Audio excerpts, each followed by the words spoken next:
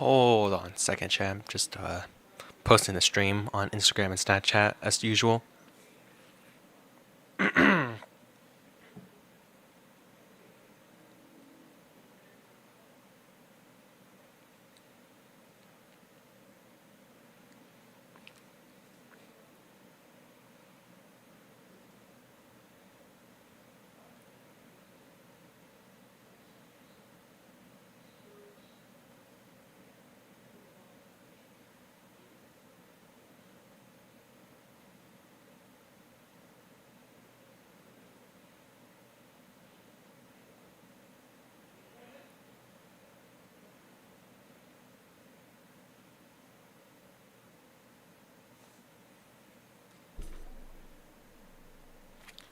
Oops, sorry. Damn.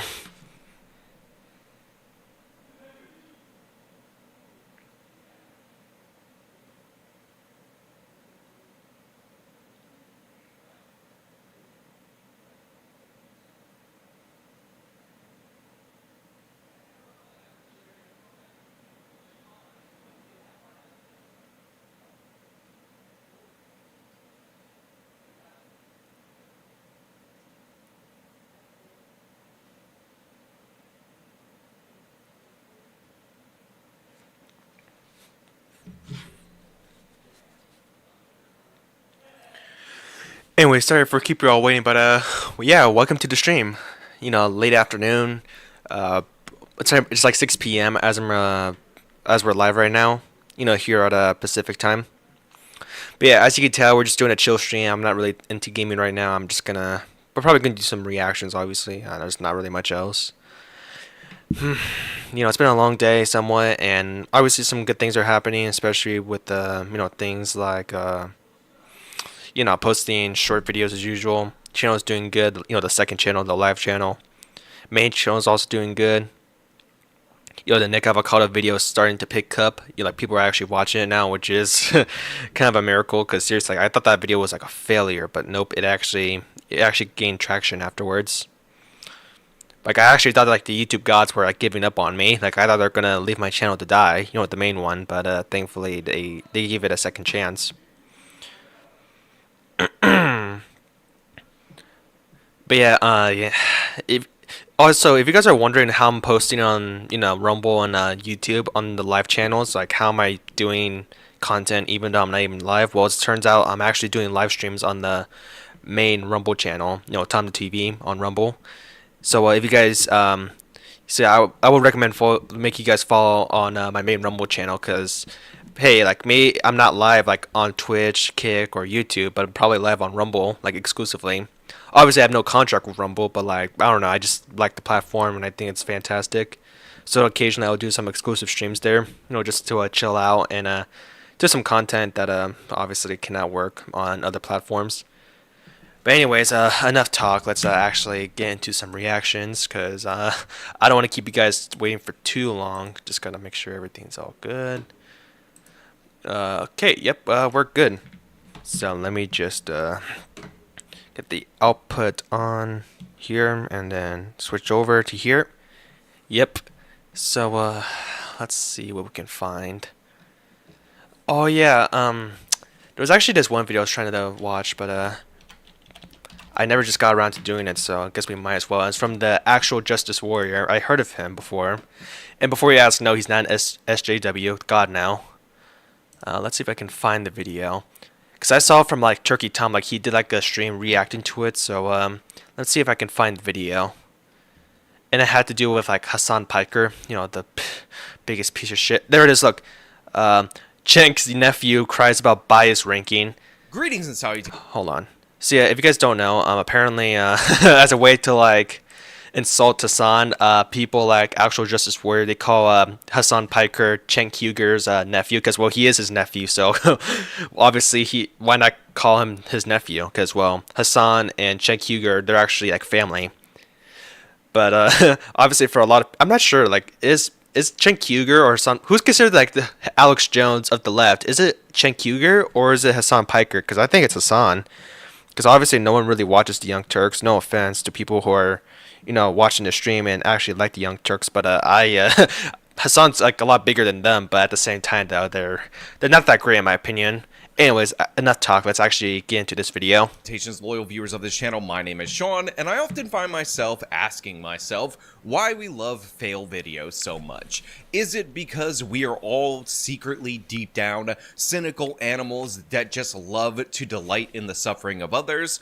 Or, and this is my actual hypothesis, is it because there is something hilarious, inherently so, about someone's self-perception of themselves getting ripped away from them by the cold, brutal reality of the world? And I mean, Hassan is definitely a victim of, well, reality, because Jesus Christ, like, reality is like eating Hassan for breakfast, lunch, and dinner, and it's for a good reason too. Like, have you guys seen like how many times Hassan just lied and he gets debunked, and next you know he spurgs the fuck out? I mean, he's been doing this for like a couple years. It's pretty much what he's known for. And honestly, that's what I think it is, and that's why many of people have gotten such enjoyment of watching Cenk's nephew see where he ranks in terms of a media bias chart, because he's absolutely livid over it, even though this should be obvious. But before we get into that, I want to thank everybody who supports this channel via actualjusticewarrior.com/join. Give me the money. Give me the money, okay? Now, for those of you who are unaware... Oh, shit. I was about to say, like, that... This lady right here, she's kind of annoying, but supposedly she's actually having, like, a redemption arc of some sorts. Like, she's becoming more basic, I guess you can say. Like, you know, she's not as, like, you know, delusional as Cenk Uygur or Hassan or anyone at the Young Turks. I mean, if that's true, then thank God, because seriously, like, she needs to get rid of that brain rot of hers. Money. Give me the money, okay? Now, for those of you who are unaware, Cenk's nephew is, in fact, Cenk Uygur of the Young Turks' nephew, and there should... I mean, we already knew, because look, Cenk's nephew, like, there's, like, a connection, obviously. I mean, Hassan... Does Hassan really want to be associated with his uncle? Because that sounds like something... Because it's not really... it's kind of... Maybe for, like, the people who scratch the surface, they don't really know that Hassan and Cenk Uygur are obviously related, but... Obviously, for those who are a fan of, you know, Young Turks or Hassan, they obviously know that they're related, but... I don't know. That sounds like that does not sound good. I mean, would you really want to be known as like Alex Jones's nephew? You know, Alex Jones from like the far left or just left wing in general?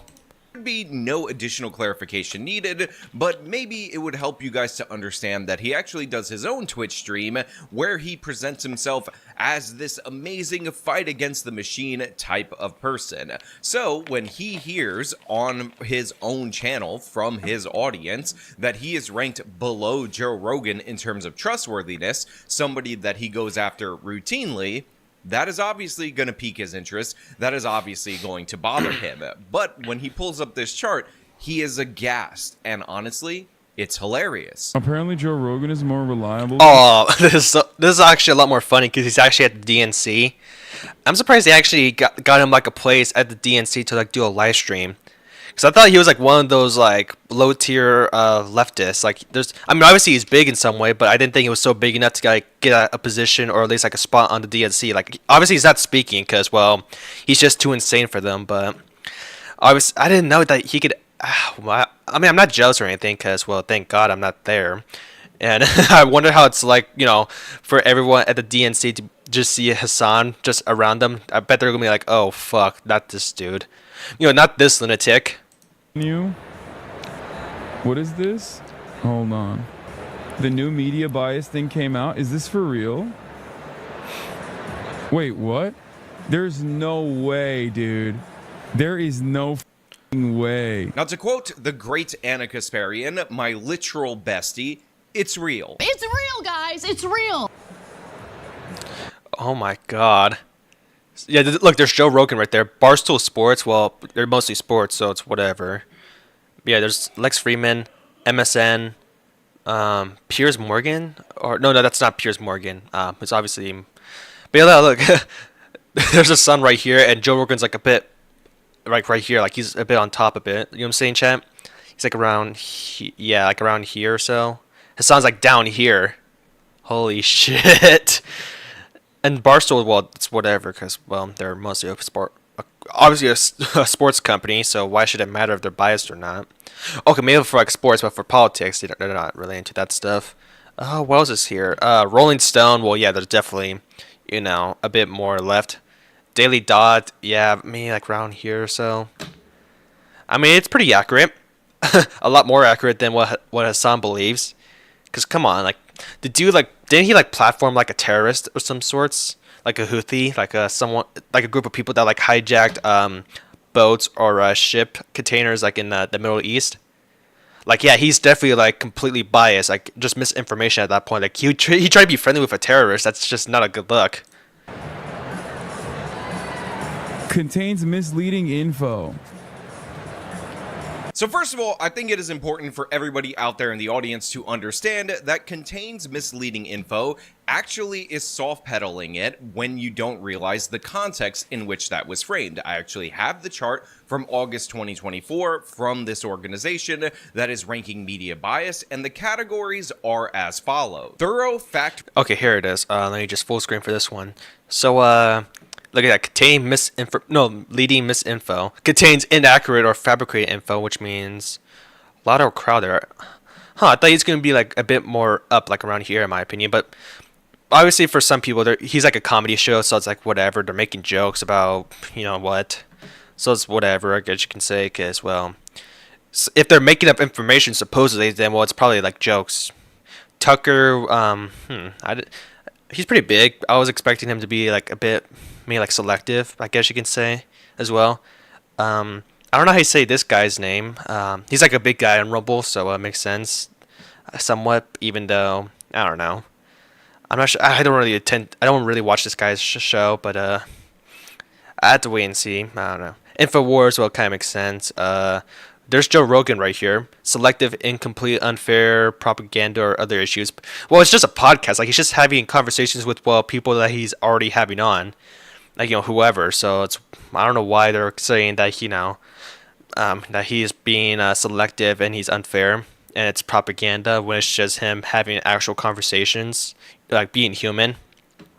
Daily Express, I don't know what that is. Ben Shapiro's here. Oh yeah, it's like around opinion, I guess you can say sometimes. I don't know how you say that. Michelle Peterson or something like that. It's like so hard to see from here, chat. I can't even I know it's Peterson, but I can't read this name right here. There's Fox News TV, because apparently web and TV are like kind of separated from one another, so it makes sense. What else is there? Fox and Friends, Newsmax, Web. Bearing Arms, I'm not sure what that is. Oh, look, there it is. Fox News Web. Like it's more analytic or variation and reliability. Megan Kelly, I think that's like what was it, like Sirius XM. New York Post is definitely here. Daily Mail is like a bit more. I don't know if Daily Mail is like right here, like a bit right, but I thought they were mostly center. Even the Sun, like I thought it was gonna be like left leaning, but no, the Sun's like kind of a bit right leaning, I guess you can say. TMZ, well, of course they're left. Wired also. CNN, no shit. Well, TV at least. Oh wait, what the hell? CNN Web, mix of fact reporting and analytics or simple fact reporting. Vox for some reasons up here. ABC, NBC. Holy shit! Just look at all this, chat. Breitbart's here. It's kind of funny because if I remember correctly, Hassan got so fucking mad that Breitbart's like a lot higher than him. So is Ben Shapiro, Joe Rogan, just pretty much anything like right here. I mean, obviously there's before it's news. I'm not sure what the fuck is before it's news, but rather crowded where it makes sense because, like I said earlier, it's a comedy show. But yeah, they're like. I'm surprised that Hassan's actually mad that all these people right here are higher than him when it makes sense that he's obviously doing things that are not really unbiased, and he's definitely like just some guy who's I mean, he even said himself like one time on Piers Morgan that he's like a propagandist. So, in his own words, yeah, he's definitely biased. Reporting or fact-dense analysis, that would be at the top. Mix of fact reporting and analysis or simple fact reporting, and then it says analysis or wide variation of reliability, opinion or wide variation of reliability, and then there is selective, incomplete, unfair persuasion, propaganda or other issues, and then below that is Jenks' nephew. Yep, and this is like an accurate, just an accurate picture. I mean, I get it, it's his profile, but like, this is him like inside once he found out that he's right here. Like he's just so pissed off. Hell, he's even like, well, useful idiots. I mean, he's one of them, but he's like, he's a bit higher. But then again, that in my opinion, he should be lower than useful idiots. Which contains misleading info. Now, originally when I first saw this, I didn't zoom in on the chart. I didn't realize the categories, so I made a joke about how Jenks' nephew went on national television on Piers Morgan's show, said that he himself is in fact a propagandist. No, I'm not calling I'm you a that. I'm just propagandist. saying- See, look, this chat. This is what I was talking about. Like, so I was like, I'm a propagandist. I'm a propagandist. Like, what the fuck, bro? I'm just saying. I'm going to play you. I'm saying I am. Okay, well then I want to I'm play. saying I am. I just before want to you put even it. play it. And then all of a sudden, he is surprised when he discovers he's ranked as a propagandist. But honestly, fact check me on that. That is absolutely false. He is ranked below a propagandist. They're saying that he is worse than a propagandist, which is the category that he aspires to be in. That's so funny. Like he's saying I'm a propagandist. Meanwhile, he gets he gets ranked lower than a propagandist. Oh my god. I mean, it's at the same time, it feels good because he definitely belongs. Hell, I think he belongs even like further down when it comes to like containing misleading information. That is pretty damn impressive. Bro, I'm lower ranked than fucking You know, if that's even possible. Fox News, bro. I'm lower ranked than Joe Rogan. What is this? The first time I'm actually mentioned on the media by Hassan, of course you're lower than Fox News and Joe Rogan because didn't like Hassan say fuck the mainstream media, fuck the machine, and yada yada yada. So of course those people are going to hate him and probably rank him lower. And at the same time, that's also his fault for saying stuff that definitely is not true. Shark. They put me below selective, incomplete, unfair persuasion, propaganda, or other issues. Okay. And on the right, I'm under Joe Rogan. Like Joe Rogan, Red Scare Podcast, Ben Shapiro, The Ingram Angle, Project Veritas.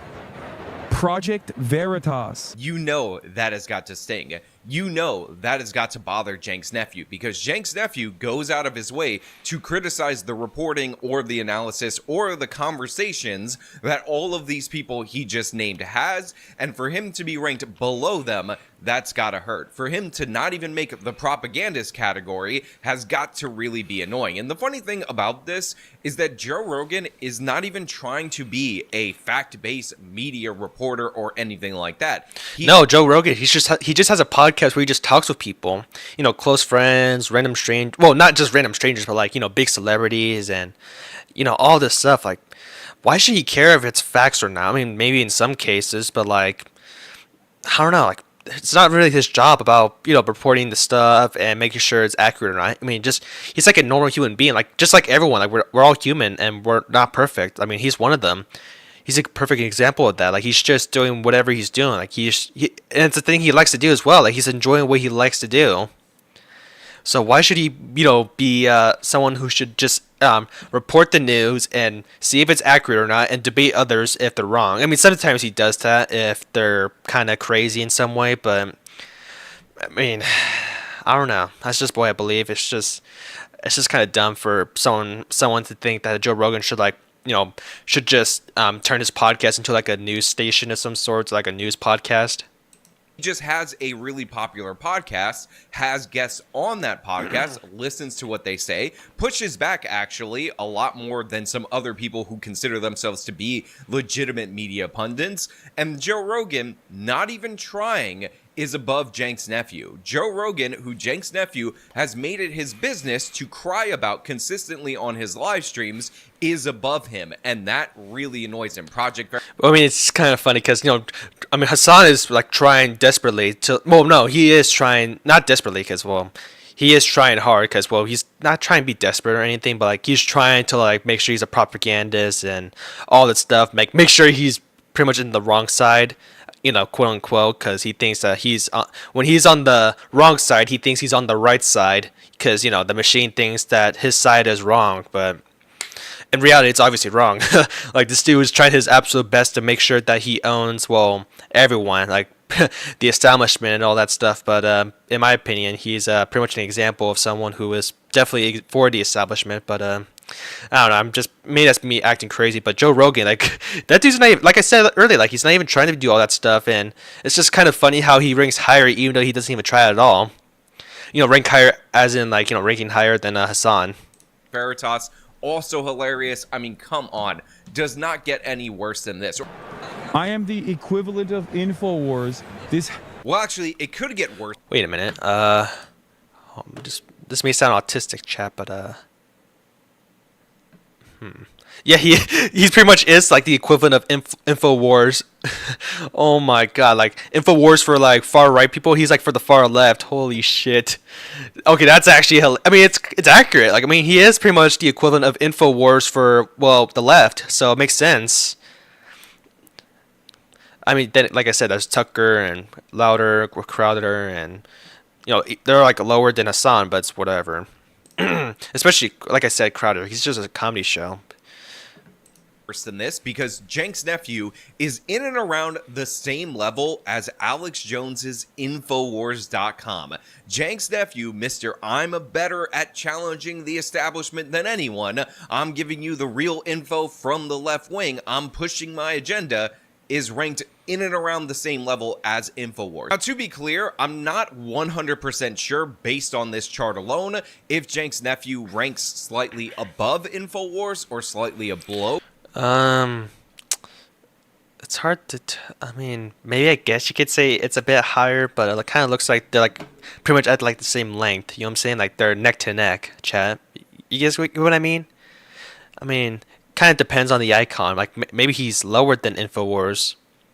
Infowars, and that's because the difference in the logos that they use. You just have Infowars as the text right there, which is just across even on a plane, but then you have Jenk's nephew's logo, which has his head, which is unambiguously above where Infowars is, but his name, the name of his channel, is below Infowars. So depending on how you look at this, depending on how you interpret this chart, it looks like he could be either above or below Infowars, but to be 100% clear, I'm guessing, because this is put out by an organization that might have their own bents, that he would be ranked slightly above. I'm open to correction in the future, believe me, but for him to be arguably Infowars level has to burn up his ego. Now, there are people ranked below Jenk's nephew. There are people on both the left and the right that are beneath him according to this information, and you can actually see on the right, the lowest ranked person is Louder with Crowder, which is pretty... Is he? I thought it's before it's news. Like before it's... Look, it's like below or more below than Louder with Crowder, so how could that even be possible?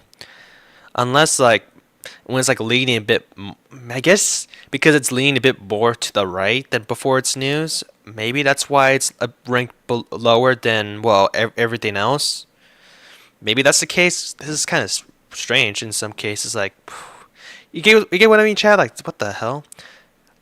Like, we can't even determine if they're like if Hassan's like Infowars, but it's whatever.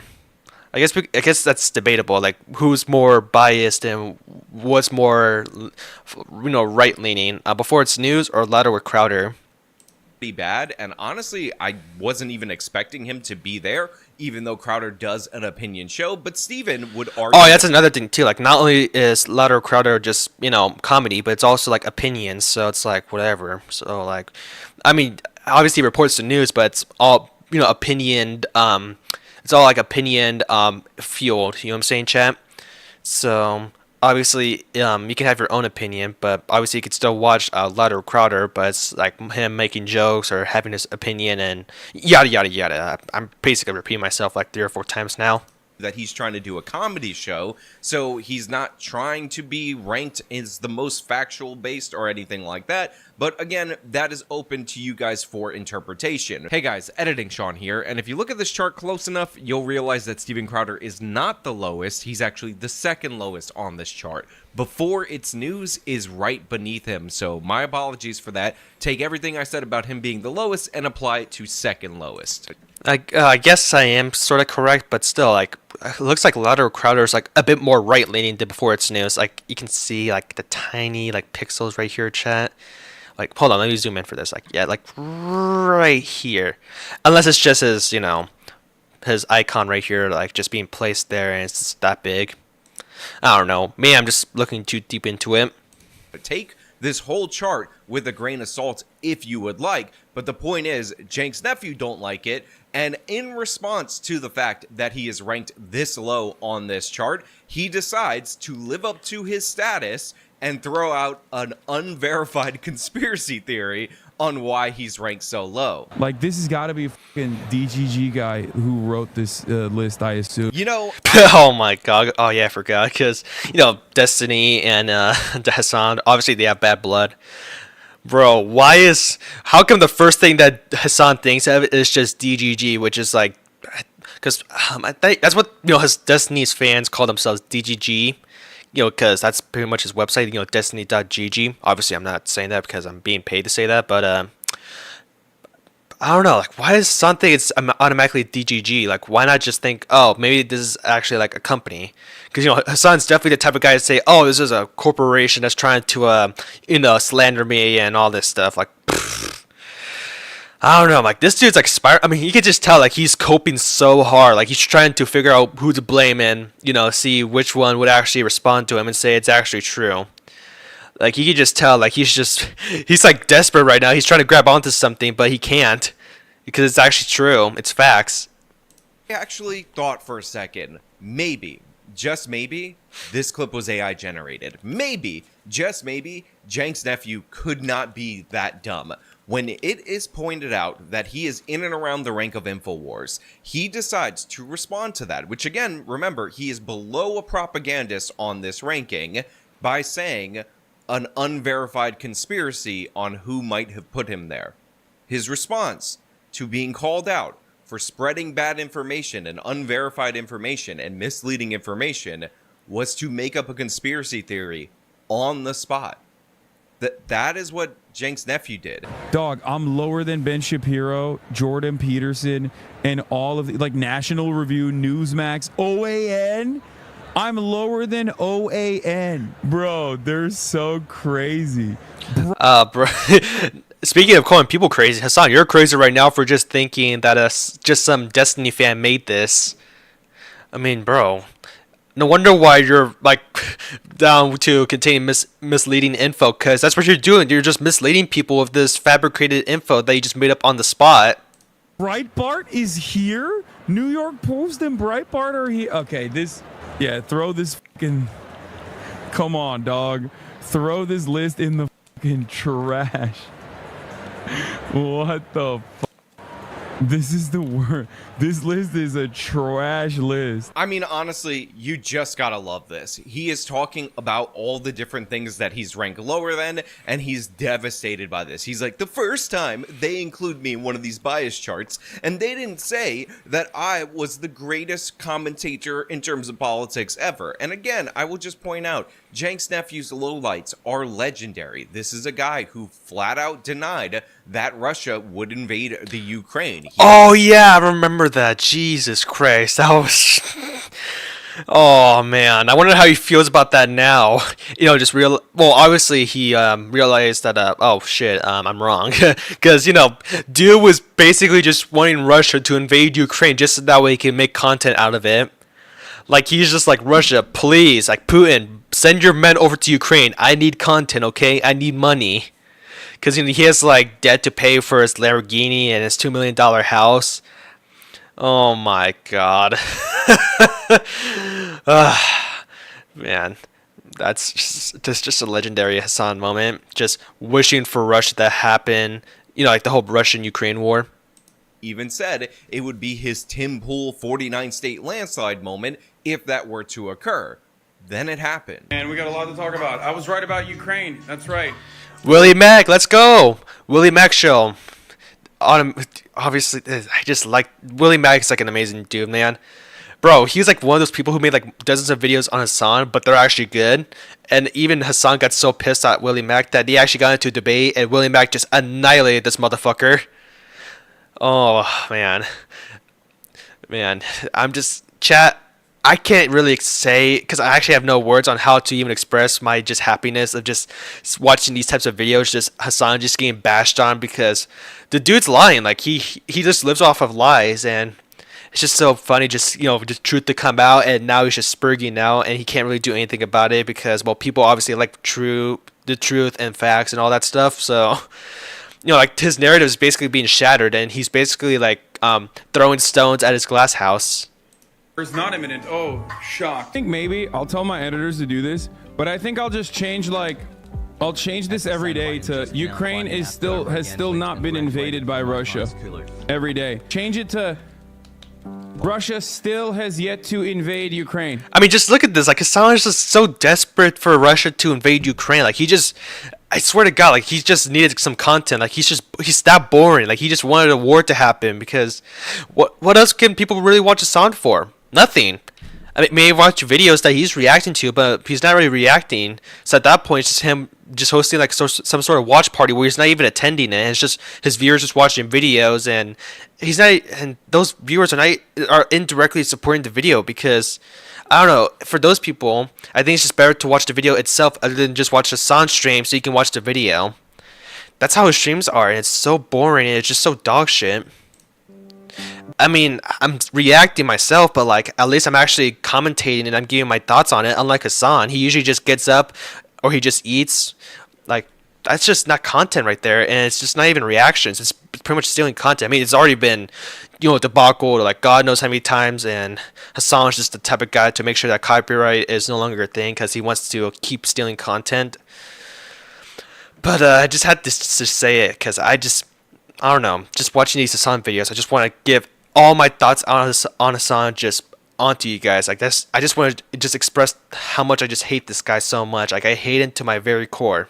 And it's like day 11 at this point. The reason why I'm saying a lot of the information that's coming out of the State Department is wrong or outright false is because what I'm showing you right now is literally people talking about like bombing Kiev. That is insane. That's psychotic. This is a guy who raged out about a particular hospital bombing that occurred in the Gazan territory that actually was caused by an Islamic Jihad rocket. Oh yeah, because this is even worse. Like Israel and Palestine, bro. That's even worse than Ukraine and Russia when it comes to his coverage. My man, he's not even like pro-Palestine. He's like more like pro-Gaza.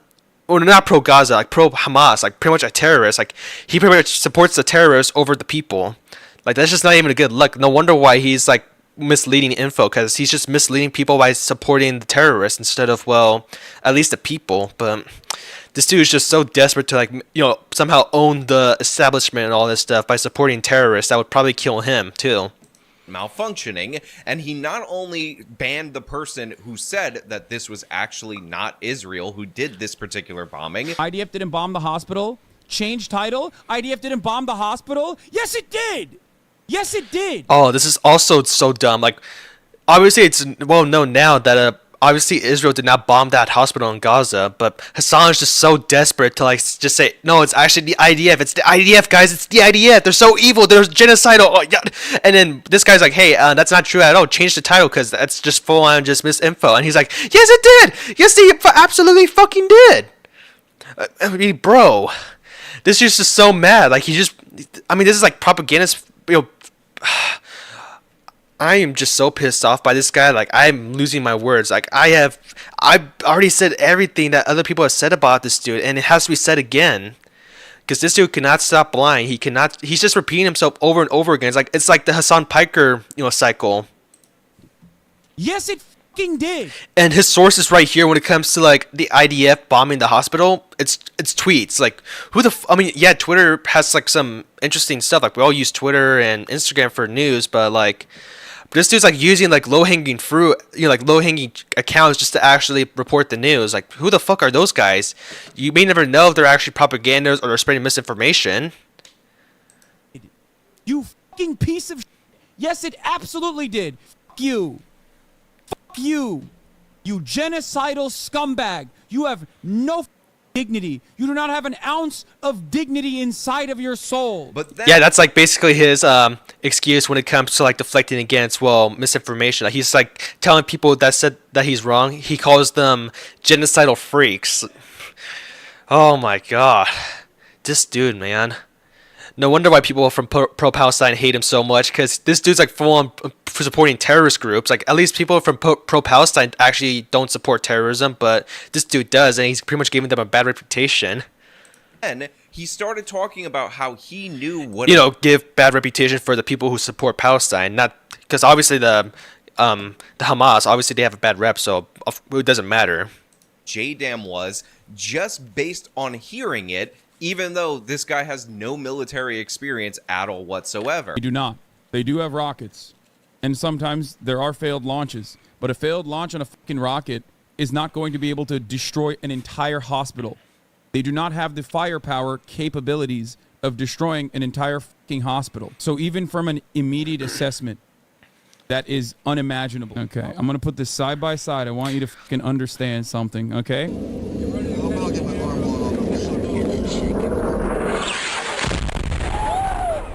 So that is a JDAM.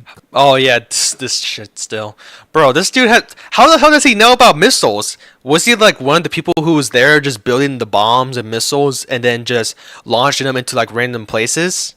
Like, how does Hassan know other than just tweets? I mean, just look at this. I mean, this guy is just so dumb. Like, who the hell is War Monitor? Like, you may never. I mean, it has like 700K views at the time when he was doing this, but is this actually like, does it actually have a good source? Like, is this actually credible? And plus, how the hell does he know if it's a JDAM? Like, what if it's just an entirely different bomb or missile? Like, this dude knows nothing. And plus, this is all on Twitter. Like, he calls himself on-the-ground journalism. Oh, yeah, by the way, thank you for the follow on Kick. But how the hell does he know? Like, he's not at Gaza. He's all the way over at his $2 million house reporting from he's live streaming himself on Twitter, reporting what's going on, and his sources are just tweets from people that no one knows about. Hassan. I mean, yeah, look at this. Like, this dude's so dumb. Look, he looks so stupid right now just looking at this video. He's like, I have no clue what's going on. I'm just gonna say this is also JDAM, what's about to happen, so I'm just gonna lie to my audience. Called on. Unbelievable, dude.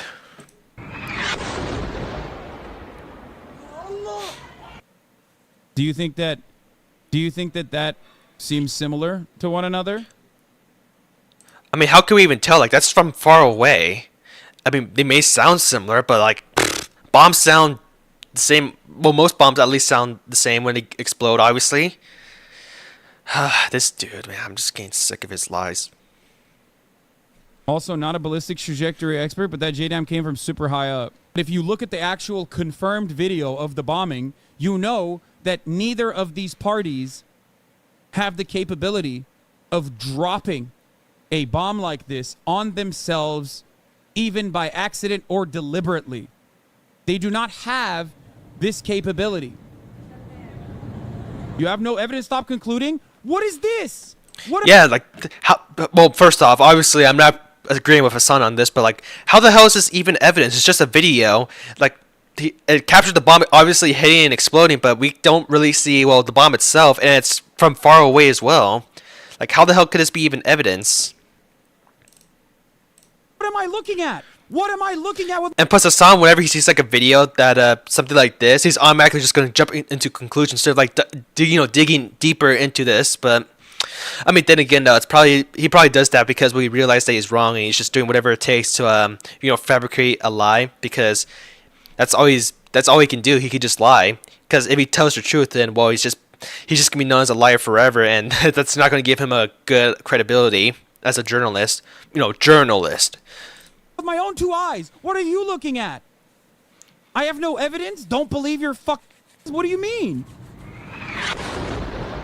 Does that strike you as a fucking misfire? And when called out on that, rather than acknowledging that he got this one wrong and then trying to move on, he said, oh, well, here's a list of all the bad things that Israel has done, so we shouldn't even talk about who was right or wrong about this particular thing that I was dead wrong about. But that is not even the worst of it. This is a man who interviewed a Houthi pirate. Oh, here comes the Houthi. Jesus Christ. This dude, he even compared him to like Luffy from like One Piece. Oh my god, this fucking delusional guy.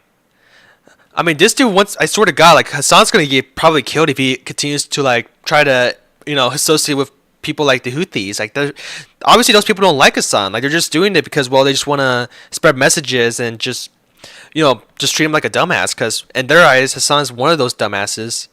a member of a terrorist organization who, by the way, was boarding ships that have nothing to do with the conflict, that were third-party country ships, causing all these problems, not only just in that region, but worldwide, because it ended up disrupting canal traffic right there, and I think 10% of the goods actually move through that particular canal, and Jank's nephew decided to interview him and call him, no joke, an anime protagonist.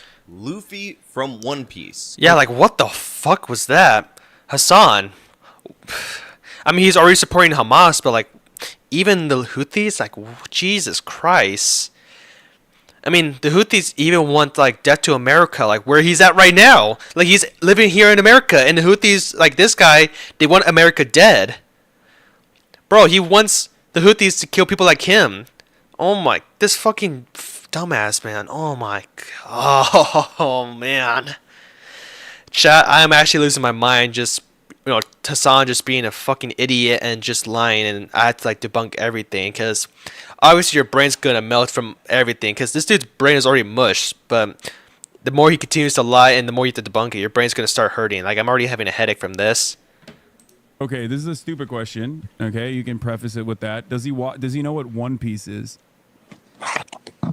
One Piece, like, is that an organization? No, One Piece is the anime. اوه اوكي اول شيء بقول لك انه ممكن هذا السؤال يكون شوي اهبل، بس بسالك تعرف شو هو ون بيس؟ عمرك سمعت بون بيس؟ اكيد يعني منذ الطفوله وانا اشاهد ون بيس. لوفي. Is it Luffy? Yeah, he said he's been watching it since he was a kid. No way! Yeah. What the jeez, this man's like celebrating a fucking terrorist by since the kid right here decided to compare himself to like an actual protagonist, like an actual good person, by the way, an actual, good character, not a terrible one, because at least I know the anime, not just trying to sound like a nerd. No wonder why this guy is like ranked below. Hell, maybe I guess that's still debatable. No wonder why this guy is still ranked lower than Infowars. Like this is just full blown like what Alex Jones would do, but worse. Sick. Yes.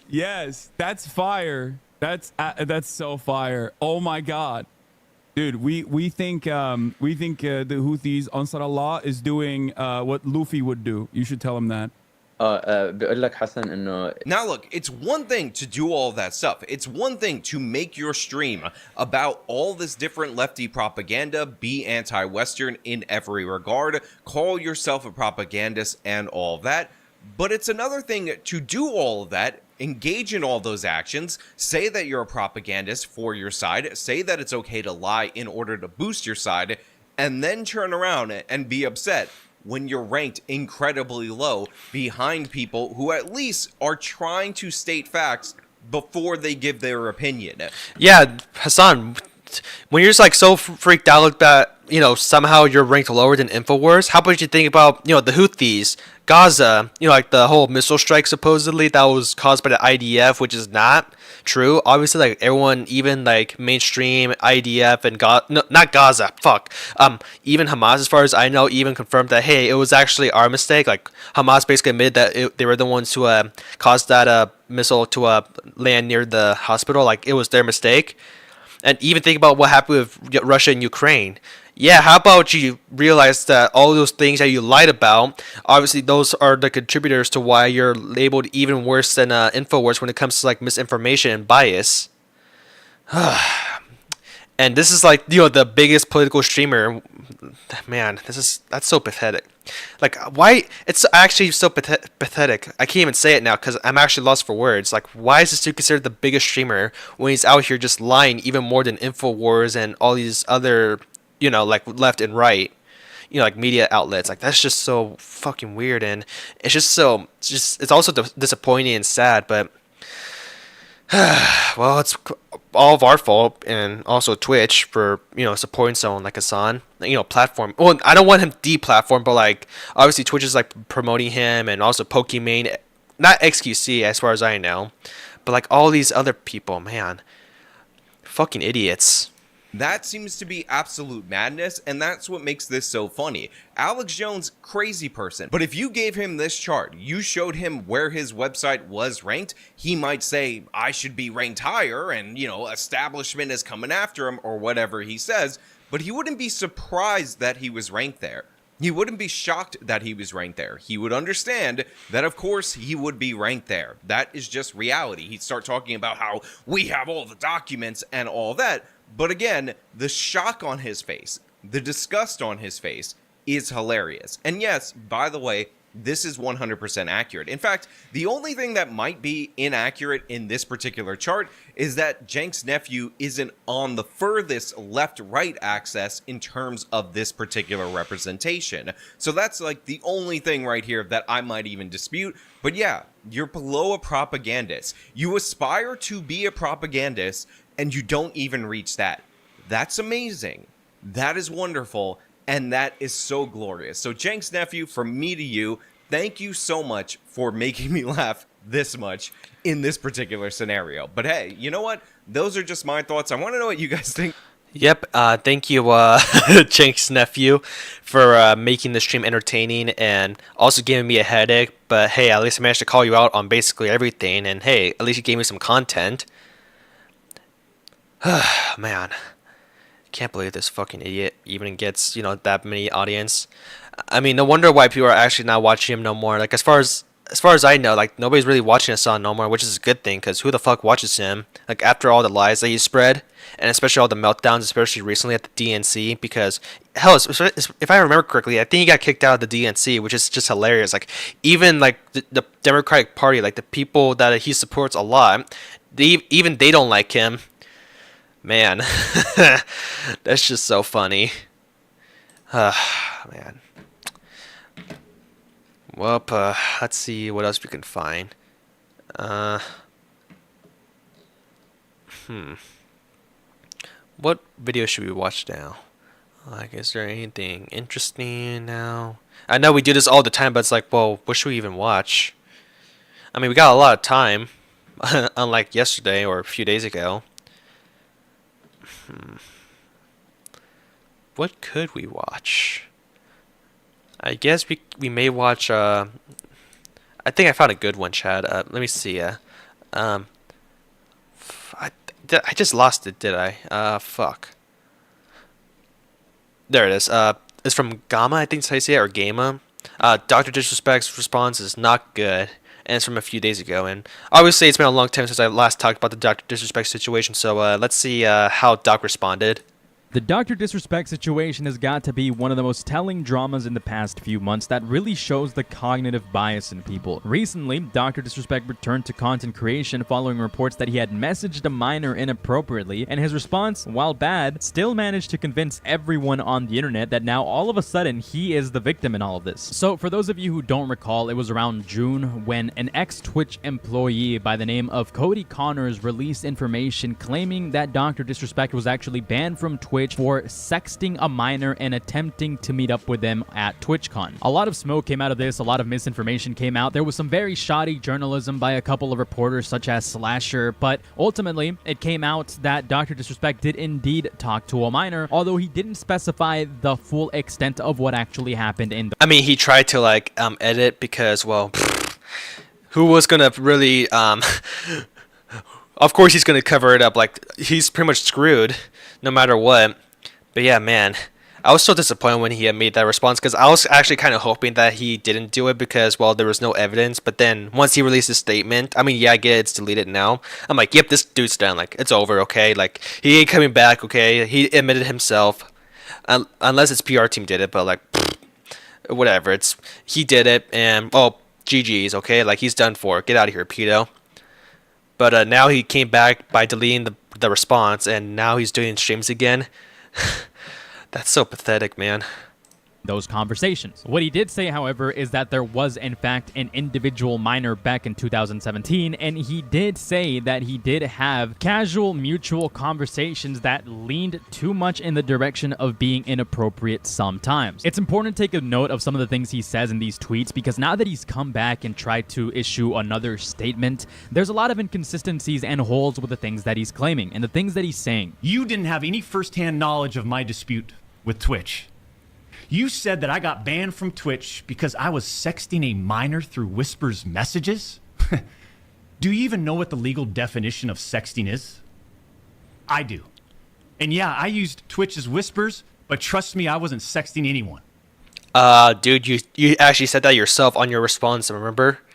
Unless you didn't write it, unless you somehow forgot about that whole thing because you were on vacation.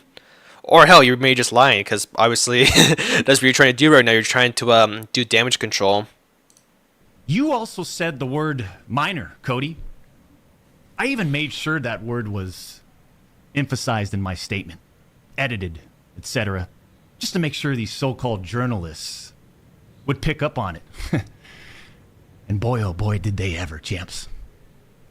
When you and all these so-called journalists, Cody, fired off your tweets, did any of you consider that the Twitch user may have been over the legal age of consent at the time of the messages?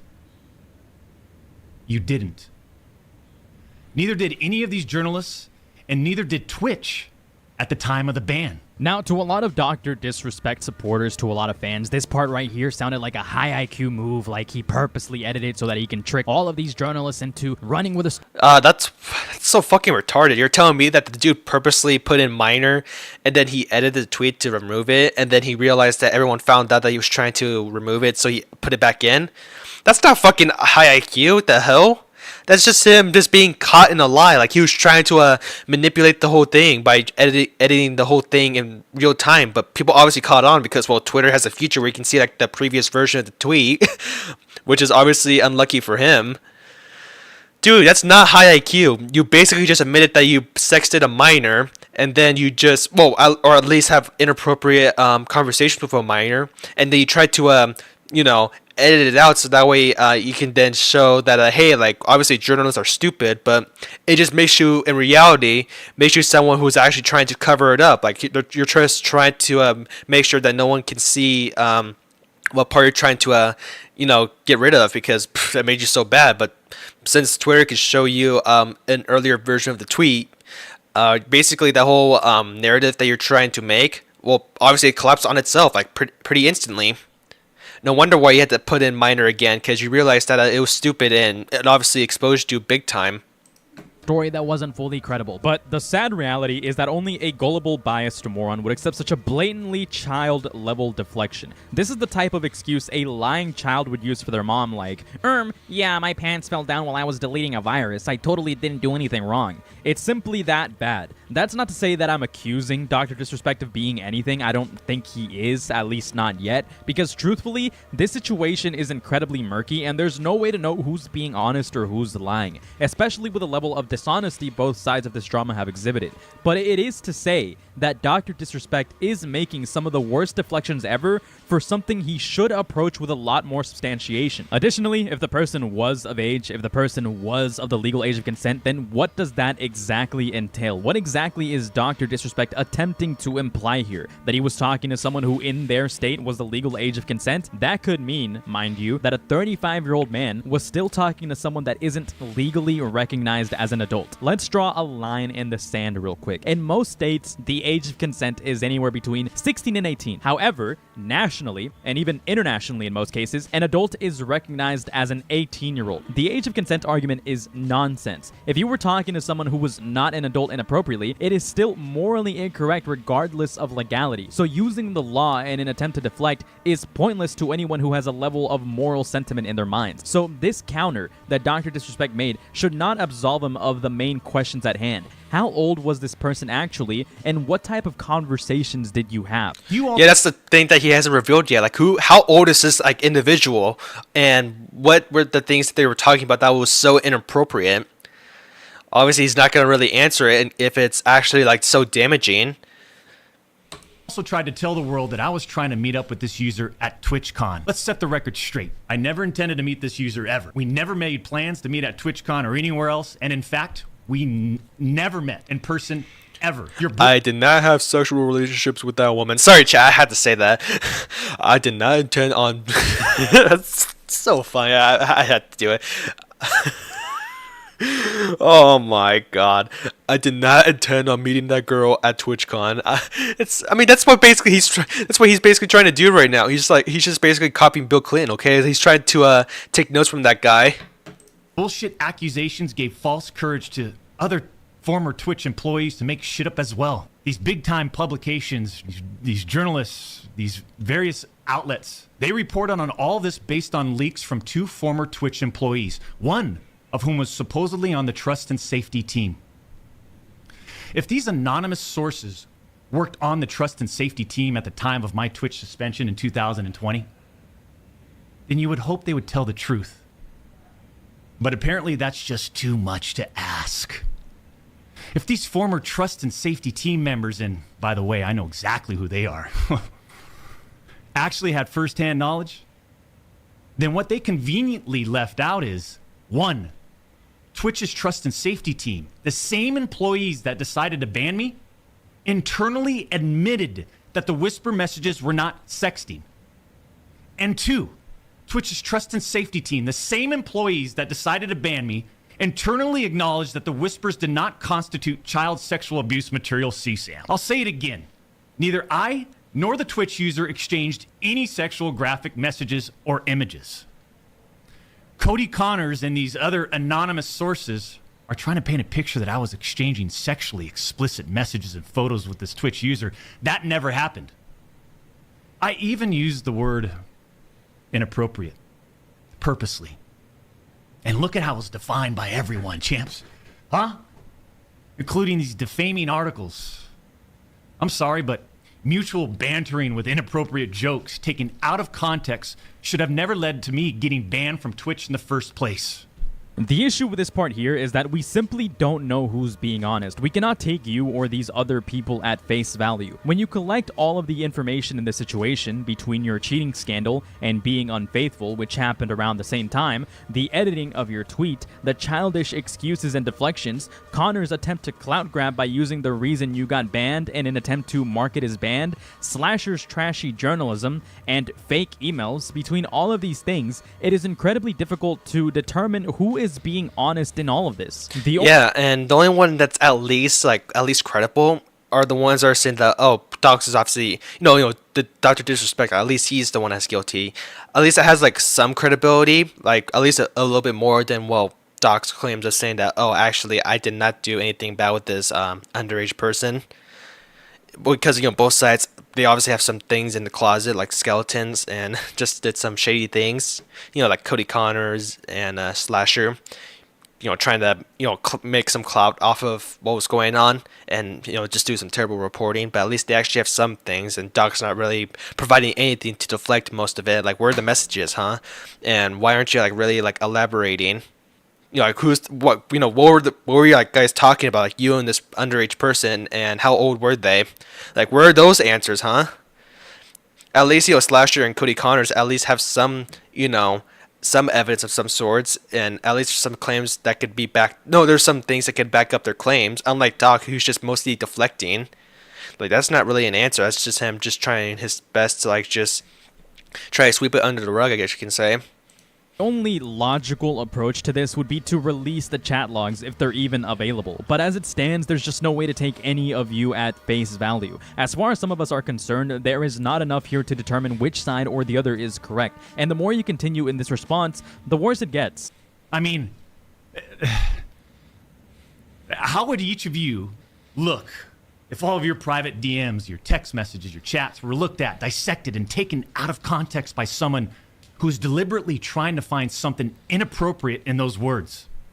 This part right here kind of caught me a little bit off guard because why would you say this? What would lead you to say something like this? Because, I mean, you're not necessarily wrong. There's probably a lot of people whose messages can be used against them. But again, that doesn't really bode too well because it implies that potentially you may have said something that should not have been disclosed to a minor. And I'm saying potentially, and I mean very hard emphasis on potentially or probably or maybe, because what does this mean for Dr. Disrespect? I have to clarify, that's not to say that Dr. Disrespect did do something malicious or didn't do anything malicious. It just doesn't paint a very good picture for him. Not as much as some fans would like to believe.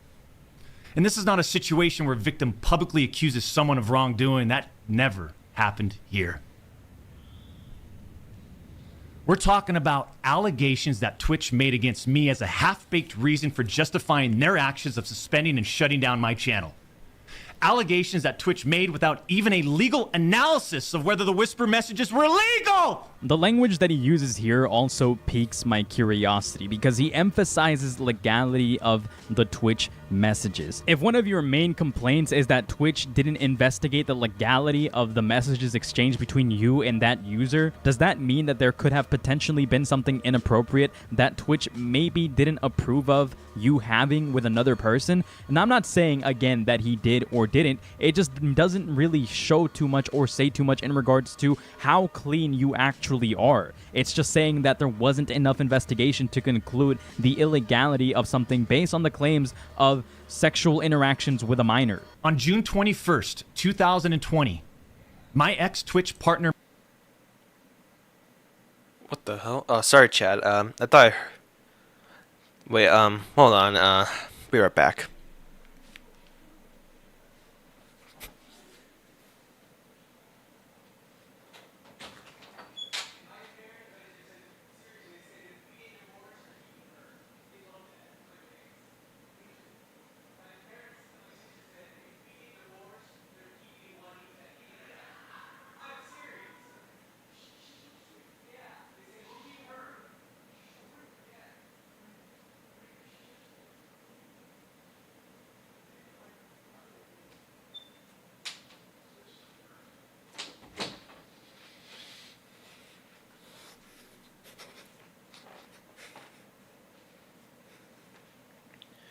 Alright, I'm back, chat. Sorry for that. No offense, but Gamma or Gamma, I don't know how you say their name, but this is a good video, but like I don't want to keep reacting. Oh no, keep watching a video and just not commenting, because obviously there's like more about the situation. I want to like dissect myself and really like commentate on when it comes to watching videos like yours, because it's hard. I don't really have much to say about this whole thing because I really don't know what's really going on, other than, well, his response is not really good, and obviously people are treating him like a pedophile when, I mean, yeah, he kind of is, because, well, he hasn't really responded to it. Like he's mostly been deflecting. But yeah, sorry chat, but we're not gonna be able to finish this video. But Gamma or Gamma, I don't know how you say your name, but this is a good video. But I'll come back to your video or at least a new one about the situation whenever I have more knowledge, because I don't want to keep playing your video and just not really saying anything. This is a good video I was trying to make us react to. Why Brad Taste deserves his downfall. But yeah, this is like a video I really wanted to watch, chat, because Brad Taste, especially his fans, I have nothing good.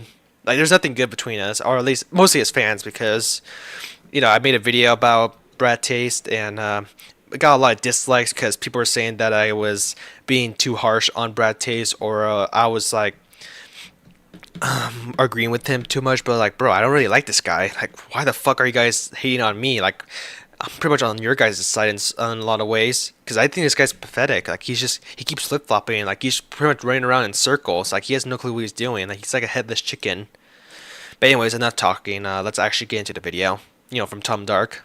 good guy, by the way. There are a lot of music reviewers on YouTube, but not a lot of successful ones. It's really hard to stand out in any genre in a sea of other creators who are trying to climb their way to the top. But one man would stand out, Bradley Lehman, or Brad Taste. During the last half-decade, he's managed to accumulate 400,000 subscribers, making content creation his full-time career along the way. Unfortunately for Brad, a series of self-inflicted controversies have really made his channel performance suffer, making it very clear that from the start, Brad was never really equipped to handle the small amount of internet fame that he got in the first place. Yeah, and at the same time, some of the people that he got in his audience are kind of pathetic, because really, when it comes to like good criticism that I gave towards Brad, they really just don't like it.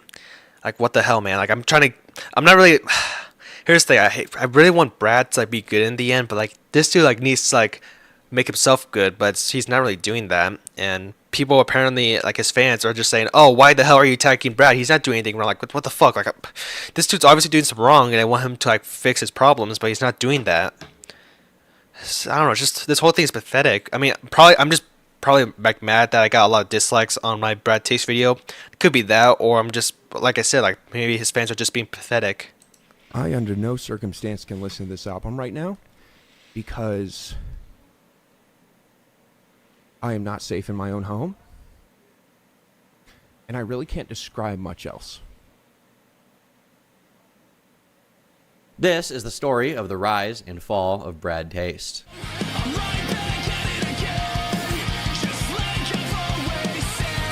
Non-stop edging. Oh, Jesus Christ, Tom. It seems like Brad originally began his channel, as many YouTubers do, as a joke. Hi, my name is Eminem. Your girl wanted Eminem, so I gave her an Eminem. Ow, what the Jesus Christ. Ah, I mean, I miss these types of videos, but like, fucking hell. At least like have like a bit of like a headphone warning, or maybe I should have done that myself. God. That actually hurt. Oh my fucking God. Hold on, I need to take off my headphones. Oh, God. But it wouldn't be long before he started taking his channel a little more seriously to try to turn it into a real business, a real content creation venture. He was clearly inspired by music reviewers like Anthony Fantano at the time, so he started uploading simple reviews of albums to YouTube. Kind of ironic because, well, Anthony Fantano's also not that great. Hey viewers, Bradley here with a review for Forced Witness by Alex Cameron. These videos had noticeably low production quality with no real video editing apart from jump cuts, but by taking inspiration from general meme culture from the time and commentary channels, he began implementing more comedic Wait, what the hell? He actually had like some elements of a commentary channel? I didn't know that. Because obviously after I made my video, I watched a bit of his content, and I didn't really see any of that. Probably because I'm more used to like the whole Leafy clone or whatever Tom Dark's doing. Could be that. I don't know. To make his stuff, well, funny. Viewers quickly noticed the improvements in production quality, and they really praised him for it down in the comment section, but he wouldn't truly be put on the map, so to speak, until he started reacting to albums. The typical format for a music review or a movie review is to listen to the content or watch the content in full, and then turn on your camera and give your thoughts on it. But well, how the hell is he... Because this is the thing I'm kind of confused about, especially when it comes to like live streaming, like reviewing music. Like, how are you supposed to do that without getting in trouble in copyright? Because I try listening to music on stream, and I always get like a copyright claim or pretty close to getting like a copyright strike. Like, how is that even possible to get away with? Because I've seen a lot of big streamers, you know, reviewing music or just playing music in the background that's definitely copyrighted, and yet they somehow get away with it. Like, is this something that they work behind the scenes? Like, they just work with like the record label, with like their agency or talent, whatever it is, and they just make sure that you know, they don't get like a copyright claim or a copyright strike. I don't know. Like, how does this even possible? Like, how does Brad Taste, you know, get away with all this copyright? I'm not saying like he should get like, any copyright strike or claim, but like, how does he do it? Like, how does he make sure that he doesn't get any of that stuff, and yet still make good videos on, you know, reviewing music, or at least, you know, good streams? Brad had something else in mind. He decided to start filming himself listening to the album in full, and giving his thoughts and commentary along the way as he would pause through the songs. By implementing his improvements in production quality with this new format, he was really able to make a much better product, where viewers could essentially watch his video, kind of listen to parts of the album along the way, and he could crack jokes about it, he could give his immediate thoughts on songs as he listened to them, and specifically reference the parts he was talking about. Although keep in mind, the songs were heavily cut up to avoid being copyright claimed on YouTube. And all these— I guess he does like a reaction on his streams, and then he like either unlists the streams or he deletes them. But before he does that, he downloads the VOD and then he edits the part where he's reviewing the album, and then he obviously cuts it to where it's not like, to the point where he can get copyright claimed or striked. So I guess that's how it works. But I don't know, I just don't like the idea of just deleting streams. Maybe if it's stupid and it's actually like one of the worst streams I've ever done, but just deleting a stream, that's good. But you had to delete it because there's copyright music. That's kind of annoying. But if that's the best way to get away with copyright strikes, then I guess you gotta do what you gotta do. These skills coming together would finally culminate in one series of videos. His reaction to the most classic emo album of all time, The Black Parade by My Chemical Romance. That's so cool.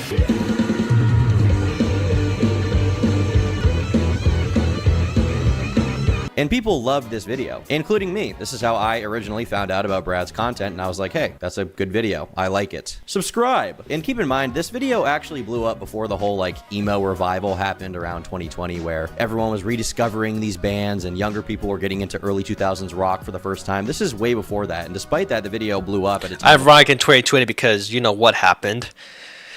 I mean, I kind of miss, I don't miss the pandemic, fuck that shit, but so somewhat the culture, I guess you can say, somewhat. I mean, there were some shitty things that happened, but I don't know, just not really trying to, because when that whole thing was going on, I just didn't give a shit about what was going on in the outside world. I was just going through social media and just enjoying some of the culture there, no politics, just, pop culture stuff, I guess you can say.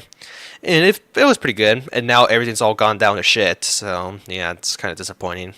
When My Chemical Romance was arguably at their least relevant point in recent... Ronnie, sounds familiar, right, chat? The whole Anthony Fantano situation that's going on right now?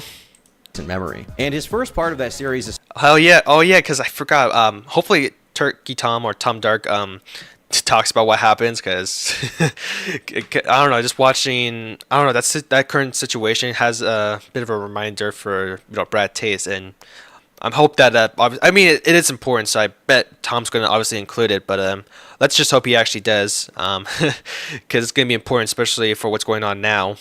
Still one of the most popular videos on his channel. So he really started growing, he was experimenting with new formats, and by 2019 he had 40,000 subscribers. By 2021, just 2 years later, he had 100,000. He also expanded his previous formats from just reviewing albums to making more generalized videos about music that were a lot more clickable. If you don't care about the new Tarda Jerker album, you're probably not going to click on Brad's review or think about it twice when it comes across your recommended. But when he posts a video titled Great Songs on Bad Albums, that's something that any music fan can relate to, and it made his videos a lot more clickable for new viewers. By this point, Brad was able to turn his hobby into a full-time job. He was definitely taking it a lot more seriously, and he even dropped out of college because he was making more than enough money to support himself and live comfortably. He didn't have to go the normie, wagey lifestyle, okay? He didn't need that. And as any good businessman will tell you, you gotta always be looking for ways to further monetize your endeavors. Okay, that's wonderful. But how do I make money off depressed people? So I mean, that's everyone, so it makes sense. Because hey, obviously as soon as you start receiving the cash and you start seeing all the profitability that you can just get, of course you're gonna get as much as you can before it starts crashing down. And obviously that's what Brad was doing until what's going to happen later.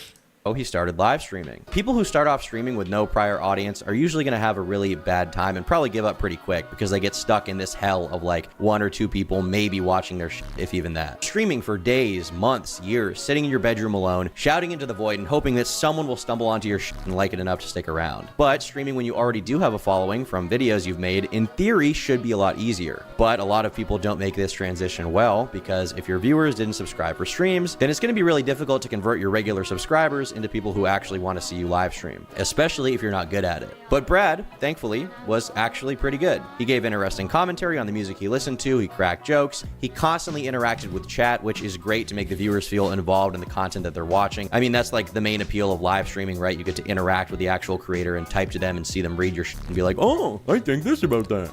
Because it's kind of funny when streamers just ignore the chat, especially when the chat's so fast you can't even read it. Oh man, it's kind of funny. It's oh man, what if I wonder what the chat thinks. Oh man, this guy doesn't care about me. Anyways, move on. That's pretty much like losing out on a fan or so. If they're just bots, of course. If they're bots, then who gives a fuck. Not only that, he was able to seamlessly transition his prior format of listening to an album in full and reacting to it on his stream. Only this time, he could collect donations. And after noticing a lot of people in the super chats were paying him to be like, hey, can you review this thing that I like? Can you review this album I don't like? Can you look at this thing? He decided to make a threshold where you have to pay a certain amount of money, which at one point I believe was $400, in order for him to justify reviewing the thing you want him to review. And God damn! And people actually donated $400 just for him to review music or albums? That's pretty neat. Man. I'm actually impressed by that. Like, man, $400? I thought he was gonna make maybe like 5, 10, but no, 400. Like, was he getting so much money he decided to up it, like make it to where you had to pay like 400 just to review music? Man, that dude was making bank, okay? Like, this dude was making just dough. Whew. people shelled the fuck out for this. They paid him so much money. He could then take that live stream and cut it down a bit into a simpler, easy to watch YouTube video. He could post that, and then he can collect ad revenue off of it after the fact. In theory and in practice, this was a great way to monetize his format and really just rake in even more dough. And this time it was for doing less work. He didn't have to do a ton of editing on the new YouTube uploads. It was like simple cuts here and there, and that was it. So things worked out. Brad grew his channel to a level he had never seen before. He had over 300,000 subscribers. Things were going really well. Unfortunately, just as Brad was hitting his greatest stride and really making it on YouTube and making a ton of money, there was also something else bubbling under the surface that began to come up. It became really clear during some of these streams that Brad was not doing well mentally. Mental health. Oh yes, mental health. You know, the biggest problem when it comes to streaming, like basically one of the biggest negatives. Because man, XQC, Hasan, Asmongold, like all those big streamers, like mental health, like man, their mental health's like gone down to shit. I mean, XQC, like he's mostly streaming at midnight. Like, dude has insomnia. I mean, it's just sad. God, that's like one of the biggest negatives for streaming. No wonder why people don't really want to do it, because you have to like constantly like 24/7 just start streaming and looking at chat, reading it, engage with them. It's kind of exhausting. Like, you can't really take breaks either. I mean, maybe you could, but like these streamers are worried that people are just gonna click away from them if they start taking more breaks. But yeah, I wonder how Brad handled this. Ladies and gentlemen, I am not safe in my own home. At one point, he recounted a particular bad trip he had while under the influence, which the mere mention of made him break down into tears over on live stream. Yo, Ali, 4 minutes ago says, "Hey Brad, I heard you mentioning a struggle with disassociation. I've been having the same experience for years after a bad trip." Oh damn. Thank you, Ali.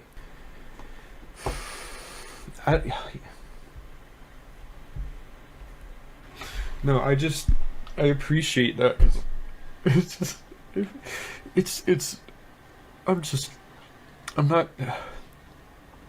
not that I'm happy that you're going through it. It's just nice to know that someone else, like, I'm just not alone in this shit. This is your brain. This is drugs. Now, for his entire career, Brad had been uploading a lot of videos talking about his mental health, his various addictions. This was like a consistent thing for him, but most of those videos have since been removed. I wonder why, because, well, I mean, it's kind of good to like raise awareness, but like people could obviously like use that against you, like, you know, in case like, you know, you fuck up and next you know people are going to start, you know, targeting your mental health and how, you know, all this stuff that he's been doing to like maybe like prevent it or you know, just cope with it. Like, that's just, I don't know. It's not really, I mean, it's kind of debatable how people should, like, you know, handle their mental health, especially publicly. I don't know, maybe, like, talk about it a bit, but, like, not really, like, be too specific, because people would weaponize that against you once, you know, you start fucking up. But in an upload from January of 2022, he describes how powerful marijuana was for him in particular. Get smoked like that blood.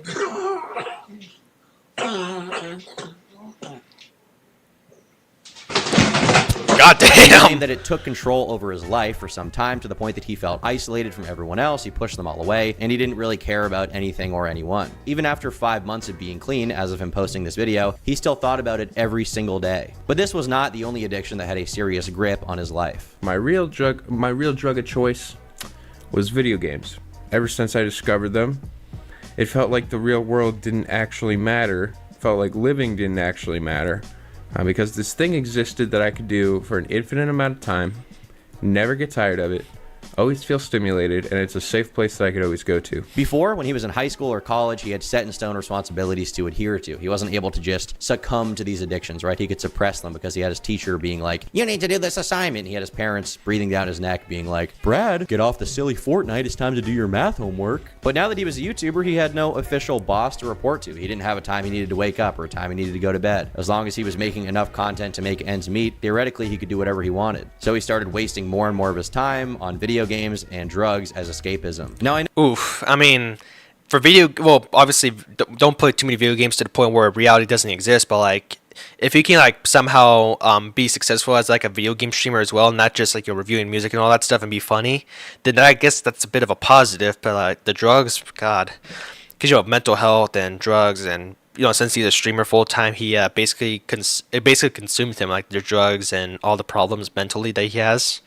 Because, well, no one's really, like, checking up on him because he sadly pushed him away because, well, he doesn't really have, like, a boss. Like, since, well, he's doing all this stuff himself, he doesn't really have anyone to check up on him, which is kind of depressing, I guess. I don't know, I guess finding out more about Brad, I'm starting to, like, feel bad about him in some ways. But, like I said, like, the whole situation that's going on with him right now, obviously he kind of deserved it because that's really his actions, and I wished he reversed it, but he still hasn't as far as I know. But, like, knowing about all of this, I'm feeling a bit bad about him. Obviously, it doesn't, like I said, like it doesn't, like, excuse his actions with what's going to happen later on in this video. But, man, that just sucks, man. I have no words. I mean, I'm actually out of words. I have no clue how to describe it. All I just say is that it sucks for what's going on with him, in this point, unless he gets better, like, later on. But, anyways, let's just watch the video. No, just continue. I know that the stinky green herb, okay, is very socially acceptable. Every time I've made comments about the negative effects weed can have on someone, I have a lot of people like, it's not addictive, man. Shut up. It's just not, man. I'm great. I get stoned all day, and my life is awesome, dude. Joe Rogan likes it. Imagine if you... Yo, thanks for the follow. The guy on Kick. I can't say your name, sadly, but thanks for the follow.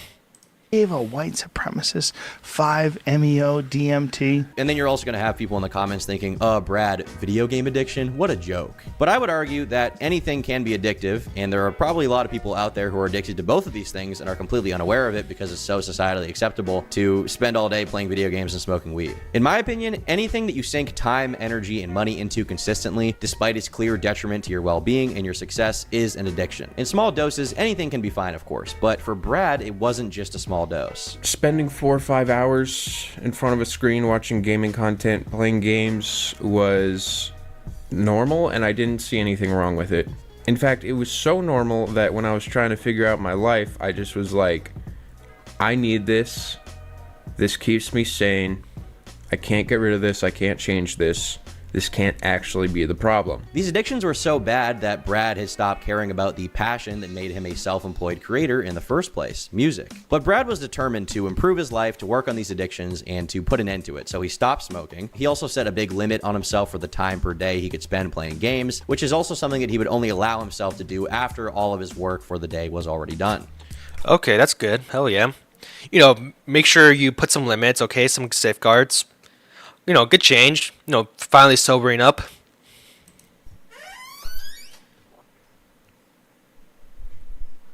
Sorry, I had to stop recording because I had like a Brad Taste schizo moment. I heard the door creak and I thought there was someone in my house. I was about to go them. I am not sick. That was me, like, yesterday when I had, like, that, reaction when I was watching the debate. Like, some guy just, the door opened, but it was just, my dad. God. At least I'm not Brad Taste, though. At least it was actually real. Safe in my own home. People in the comment section of this video were really supportive of him. People who could relate to the struggles he was going through and their various addictions, whatever it may have been. They really liked that he was improving his life and setting a good example for his audience by doing so. And they also respected the fact that he was, unlike a lot of other content creators, willing to talk openly about his mental health struggles and addiction struggles. Now, Brad would also make a big point on his channel to talk about sensitive social issues, taking a firm stance against any casual racism or racist jokes being made in his chat. Now, I take blame for this. I've made content that's very much encouraged people to say some stupid shit like, Japanese music showing up as anime music, or reggaeton is all copy and paste garbage. Another one being there's a lot of Asian hate casually just thrown in the mix as well. I sort of just threw this comment in because I completely forgot what I was trying to say, but this is referring, I guess, to Korean hate, K-pop. I could have definitely done a better job at denouncing this, but admittingly, I didn't really see a big problem with it until recently. A big reason is I've just educated myself on a lot of different cultures. In Brad's view, people were writing off music and art based simply on the country or ethnic origin of where it came from. And in his opinion, even casual jokes at the expense of these cultures were fueling widespread racist sentiment towards them. He claimed that he had educated himself on these cultures, and he also aimed to educate his audience about what he had learned. While his intentions were definitely good, and I think that, you know, if that's what you want to do with your audience, you want to push for social change, I think that can be a good thing. I mean, it may alienate some people, but if you want to do it, go right ahead. But if some people disagree, then, well, they're going to disagree. You can't really change their minds. Ultimately, this would lead to some very negative consequences for his audience. Oh, for where a sure. lot of people would be very invested in his social and political views, even more so than his opinions on music. And these two ideas would begin to really clash. In June of 2024, Brad... Oh, here comes the situation. Here it is. This is where basically the shit show begins. A picture of himself with Ethan and Hila Klein of the H3 podcast. And if you don't know about the Brad Taste drama, you're probably mentioning, why am I even talking about this, right? Well, this kind of thing, taking a picture with a podcaster, which would be, you know, a relatively innocuous post to any other kind of audience, was something that many of Brad's followers took a big issue with. Many of them replied to him on Twitter, asserting that Ethan and Hila Klein were genocidal Zionists. Oh, yeah, this is what, basically, I guess you can summarize the whole thing. Brad just took a picture of, you know, Ethan and Hila, and some people just didn't like them because they're Jewish and they're Zionists and all that stuff, supposedly, even though Ethan has said that he's actually pro-Palestine. And, you know, they're also saying that because Hila is actually from Israel, and she was part of the IDF because that's, like, mandatory. But, like, what the fuck? How are they, like, you know, genocidal? Like, they're here in America, they're doing podcasting, and hell, they're even pro-Palestine themselves. But apparently since Brad took a picture with those two, it's pretty much, that's not a good look. So Brad had to, like, apologize and pretty much say that, hey, those two are genocidal. And then Ethan pretty much responded by saying, how the hell am I genocidal? Like, I'm actually doing good. And, you know, he also denounced Brad. Yeah, it was a complete shit show, and it was a mess, seriously. And I'm so pissed off that I got so many dislikes on my video. I know I'm still holding a grudge on those people. Fuck them. And this is due to Hila's former membership in the Israeli Defense Force and what they saw as Ethan's failure to condemn Israel during... Oh, yeah. Also because, well, Hassan and Ethan pretty much broke up the Leftovers podcast or show, whatever it was, because, well, Hassan was, let's just say the latest, pro-Hamas, mostly, instead of pro-Palestine.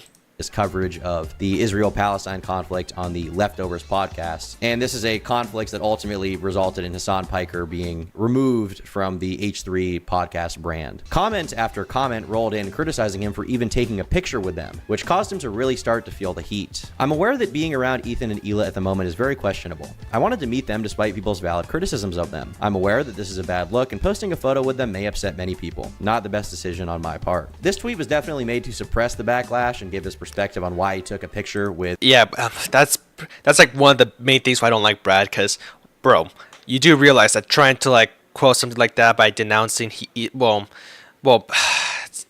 I mean, I get it, because, well, the dude's, like, big and all that stuff, and he has, like, mental health problems, but, like, that's not really how you're going to do it. If people are going to hate you, just, well, ignore him. Like, don't...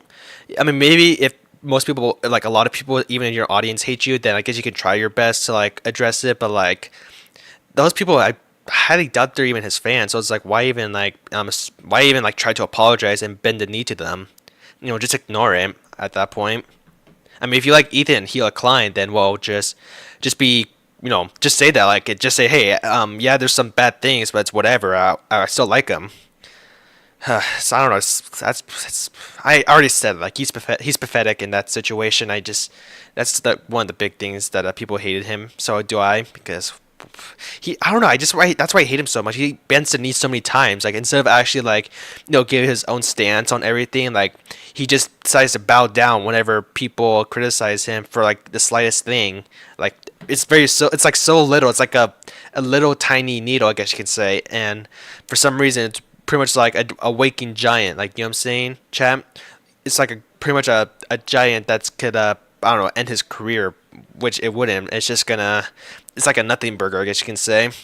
with Ethan and Hila, but instead it only threw more fuel on the fire and sent those who were upset further into their rage about it. Wait, you know they were problematic and why? Then why would you ever want to meet them? If you knew Ethan and Hila were Zionists, why even risk your reputation for that meeting? Brad then responds saying, I wanted to meet them because they were famous and I had the opportunity to meet a creator who is a pivotal part of my childhood. I had no care for the moral implications at the time. This portion of his audience became more and more livid at him with each post he made because he took a picture with these people and they didn't really care about his reasoning. It wasn't good enough for them. In their eyes, Ethan and Hila supported genocide and are akin to like Hitler apologists or sympathizers or supporters. And even taking a picture with them in their mind legitimizes and promotes them and their ideology. But not everyone came to the same conclusion. You did have people saying things like, you're being too harsh on yourself. You met some famous people and took a picture. Not everything has to be tied back to something controversial, and the people giving you shit over that aspect of it are spewing nonsense. Yeah, I agree with Jacob right here. Like, obviously, hey, like, even though Ethan and Hila have some, things that they disagree with that a lot of people are mad about, but it's like, whatever. Like,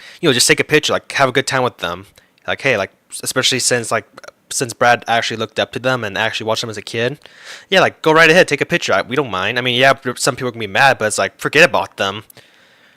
I don't know. It would have been so easy for Brad to end this whole thing and just move on with his life, but he I don't know, just the hate just got into him. Like, it just ruined him. Like, it's just so little. It's like a little hate mob. Like, it's just, like I said, it's little. Like, how could they even affect him? Like, he's bigger than them, and the people around him are bigger than that group as well. Like, oh man, it's just so annoying. Nonsense. But Brad seemingly did not agree with this defense of him, saying the famous people in question are hated by a lot of people for really strong and dangerous opinions, and I plastered my smiling face next to them and posted it online. Now, without getting too deep into the weeds here, as someone who doesn't really give a shit about this conflict at all, I would argue that from all of the coverage I've seen of this conflict from Ethan and Hila, they clearly don't support the deaths of innocent Palestinians. They just also don't support the deaths of innocent Israelis, which makes sense because Ethan's Jewish and met Hila in Israel, and Hila is Israeli, so obviously they're not going to like that. They have because no one likes war, so of course Ethan and Hila are going to say, hey, make sure that there's obviously peace, no deaths on civilians, either Palestinian or Israeli. Like, that's it. Like, make sure that, hey, like, this whole conflict comes to the end and all the civilians are safe. But apparently a lot of people just don't like that for some reason, especially Hassan. A much more nuanced view on this topic than a lot of the people in Brad's audience are presenting. But instead of defending himself against the criticism, and instead of defending Ethan and Hila or just shutting up about it, Brad basically accepted what his audience had to say, unquestionably, and just didn't give any real pushback, even agreeing with them. Naturally, Ethan eventually saw this and he decided to chime in on Instagram, saying, "This is Brad. Someone on the crew was kind enough to get him VIP tickets so he was able to come backstage and hang out with us. I had the chance to speak to him for a little bit and thought he was a nice guy. Here he is apologizing for taking a picture with me because I'm a Zionist." What does this even mean? To those that use that word as an insult, it simply means anyone that believes Israel has a right to continue to exist. I'm not upset at Brad, but when your ideology concludes that 90% of an ethnic group are monsters, I think you probably just don't like that ethnic group. My heart goes out to the suffering in Gaza. I pray every day for a ceasefire. I will continue to support Palestine. So now Ethan is coming down on him and Brad starts to really feel the pressure, right? Especially because Brad had previously denounced them. And from this point— Brad, holy shit. Like, this could have been so easy. Like, just say, like, I don't give a shit. Ethan, Hila, I used to watch them as a kid, okay? If you don't like me, then obviously you're not my fans. Like, it's so easy. Like, just, Brad should have just stand his ground. But nope, he had to bend the knee. And even Ethan realized, like, what the fuck is this shit? And so obviously Ethan started talking shit about Brad because, well, Brad was doing something dumb. Man. You see what I'm saying, Chad? Like, this is just so mind-boggling. I mean, if I was in Brad's case, like I said, I would have been, not bend the knee, but I would stand my ground. Like, who gives a shit? It's just people who are, and like I said, like, there's more people that supported him than the people that are trying to go after him in that situation, as far as I know. Like, at least he has 400k subscribers. Like, a lot of those people probably like him and don't really care about what's going on in, like, Palestine or Israel. Point on, Brad was already in pretty deep, but I think the kind of thing you would expect given his previous public statements would be that he'd either 1, ignore them, or 2, criticize Ethan and Hila for their positions and like call them out and really go in on them. Instead, Brad expressed his very frustrated mental state of being unable to end the controversy and make everyone happy. I genuinely don't understand how anyone is supposed to handle the amount of noise that comes from having an opinion. I think I've seen every single side of this situation be mad at me for a different reason. I'm either doing too much or not enough, and trying to make everyone happy is killing me. Now, I can understand Brad's frustration here to to an extent, but I think what he fails to understand is that these people in his audience don't just think that Ethan and Hila are like silly people or like kind of controversial, you shouldn't be around them. They actually believe that Ethan and Hila are genocidal. They believe they support an ethnic cleansing. What the fuck? Jeez. And those are the same people that Brad decided to bend the knee to. Ugh, man. It's just... I have no words, seriously. I'm already out. Like, I pretty much said everything I had to say. Like, this guy is just... disappointed. And if you were under the belief that someone was perpetuating a genocide, you probably would be unwilling to accept anything less than a public disavowal of that person. On the other hand, Ethan feels like the audience is misrepresenting him, and obviously he has no respect for these people who are, you know, in his view, slandering him and claiming that he's a monster. This is an issue that you really can't play both sides on if you're in Brad's position. You either have to ignore the audience entirely and just keep pushing, or you have to publicly, firmly take a stance on what side you believe in and shit on people who don't. Unfortunately, he seemed incapable of doing both. And as a result, no one was really satisfied with his responses. Even though he wanted the controversy to end, he would go on to further fan the flames by even shitting on those who were just telling him he didn't need to take it that seriously and like telling him he should chill out. You're superficial and not threatening to my career, so yeah, you aren't worth anything to me. Now, that's gonna completely backfire. Man. Talking about, you know, fuck, what was the word I was talking about? I guess, shit. Chat, can you help me out here? What was I gonna say? Because this is like a good case of foreshadowing, or foreshadowing. Jesus Christ, I'm like talking so fast because there's like so much going on in my mind right now because of this video. Like like the cogwheels in my brain, they're going overdrive on this. Like there's so much I have to say on this because I made a video, like I said earlier, like I made a video about the whole situation when it was going out. It was going down. See, like I told you, my brain it's going overdrive. I swear to God.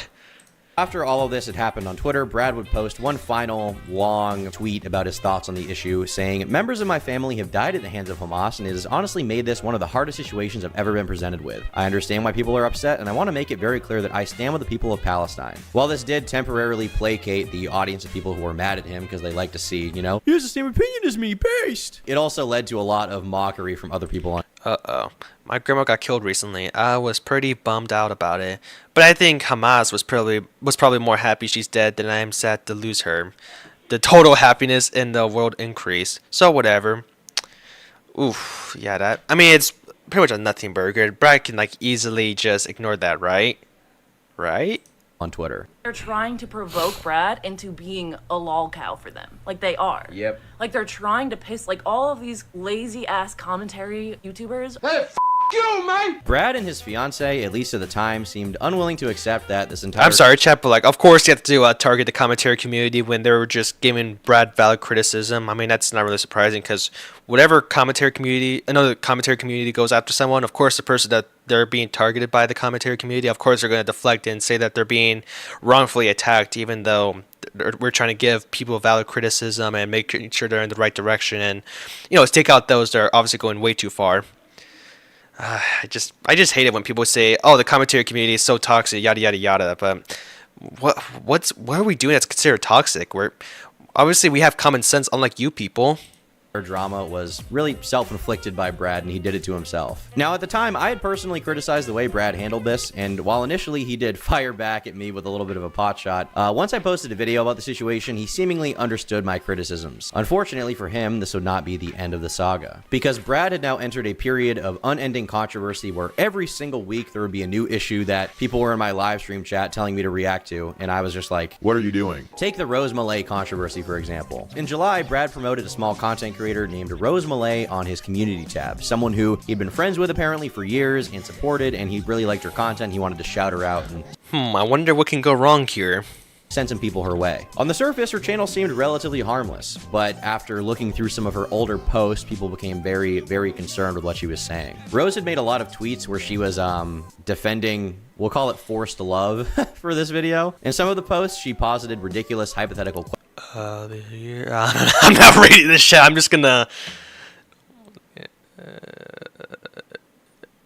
What the fuck? Yeah, see, I'm not reading this out loud. Fuck that shit. No.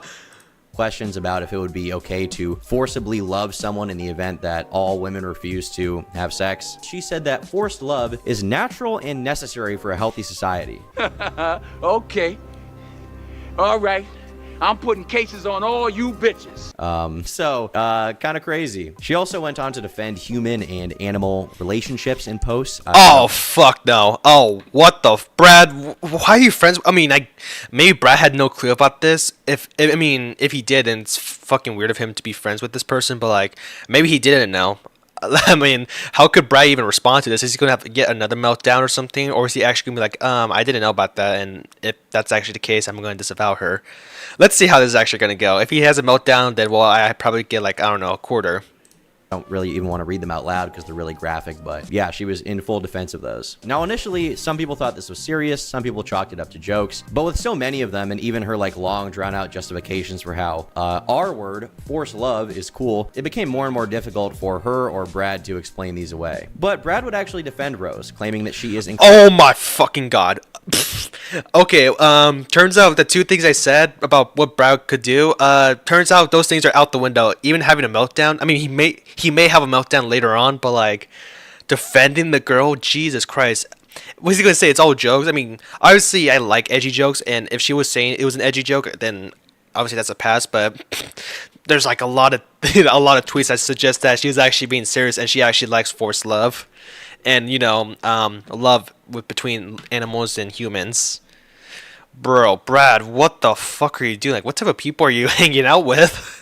Incredibly traumatized and mentally ill. He goes, she isn't a monster, just someone who really needs attention and will say some really messed up shit to get it. She knows this. She's trying to learn from it and grow. Now, I think most people would definitely agree that Rose is mentally ill. It usually takes some level of mental illness to justify what she was justifying, but people were still very critical of his willingness to support her and promote her, especially when he had just condemned Ethan Klein for much less. And then here he was, like, willing to defend her for some reason off of what she said.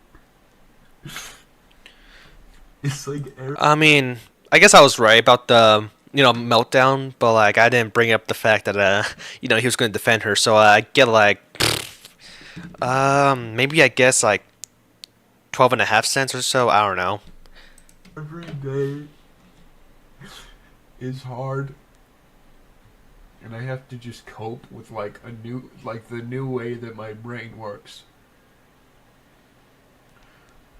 But I don't want you guys to feel bad for me, because it was my decision, and I don't regret it.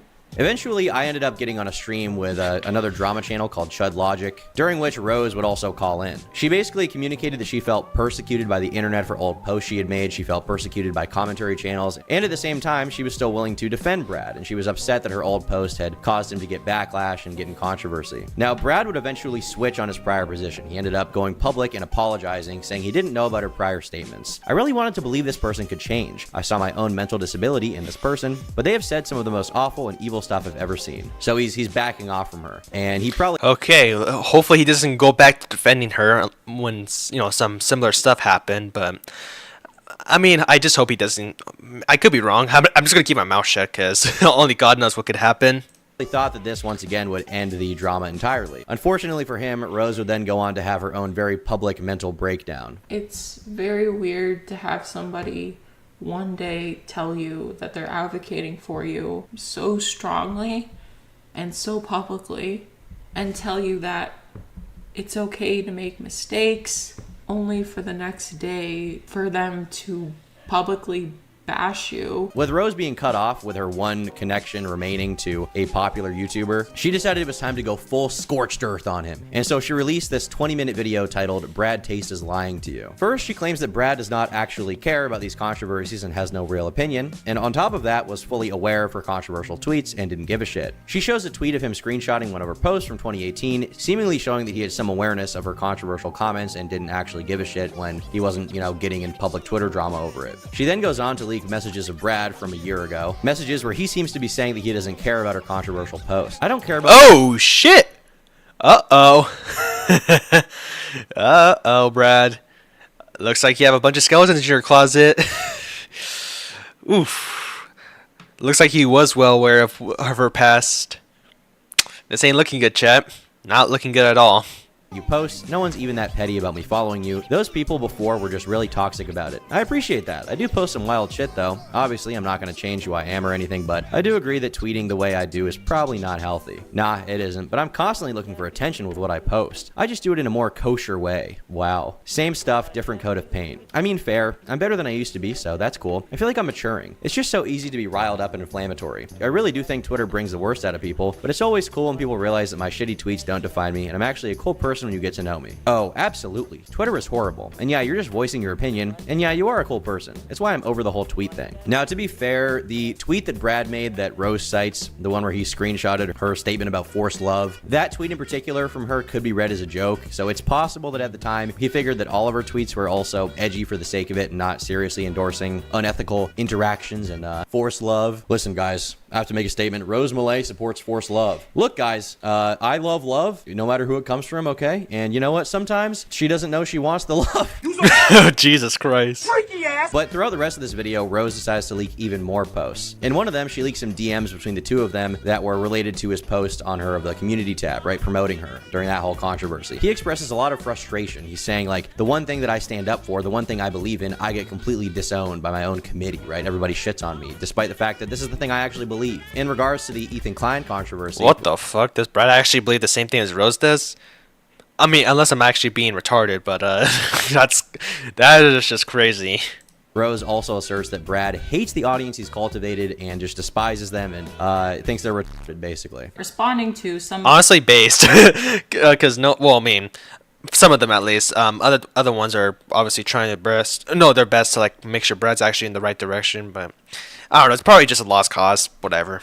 his fans' criticisms on Twitter, he says, "Dude, these people are so fucking stupid. Oh my god." He also says to me, "That was my fucking point, lol. Get it? But whatever, I'll just accept it and not care too deeply." From here, Rose goes on to expose Brad through a number of kind of unrelated claims with mostly out of context screenshots and like 6-year-old videos. She claims that Brad mistreated many of his friends he made early on YouTube, sort of blowing up and acting like he didn't know anybody. My main goal is to blow up and then act like I don't know nobody.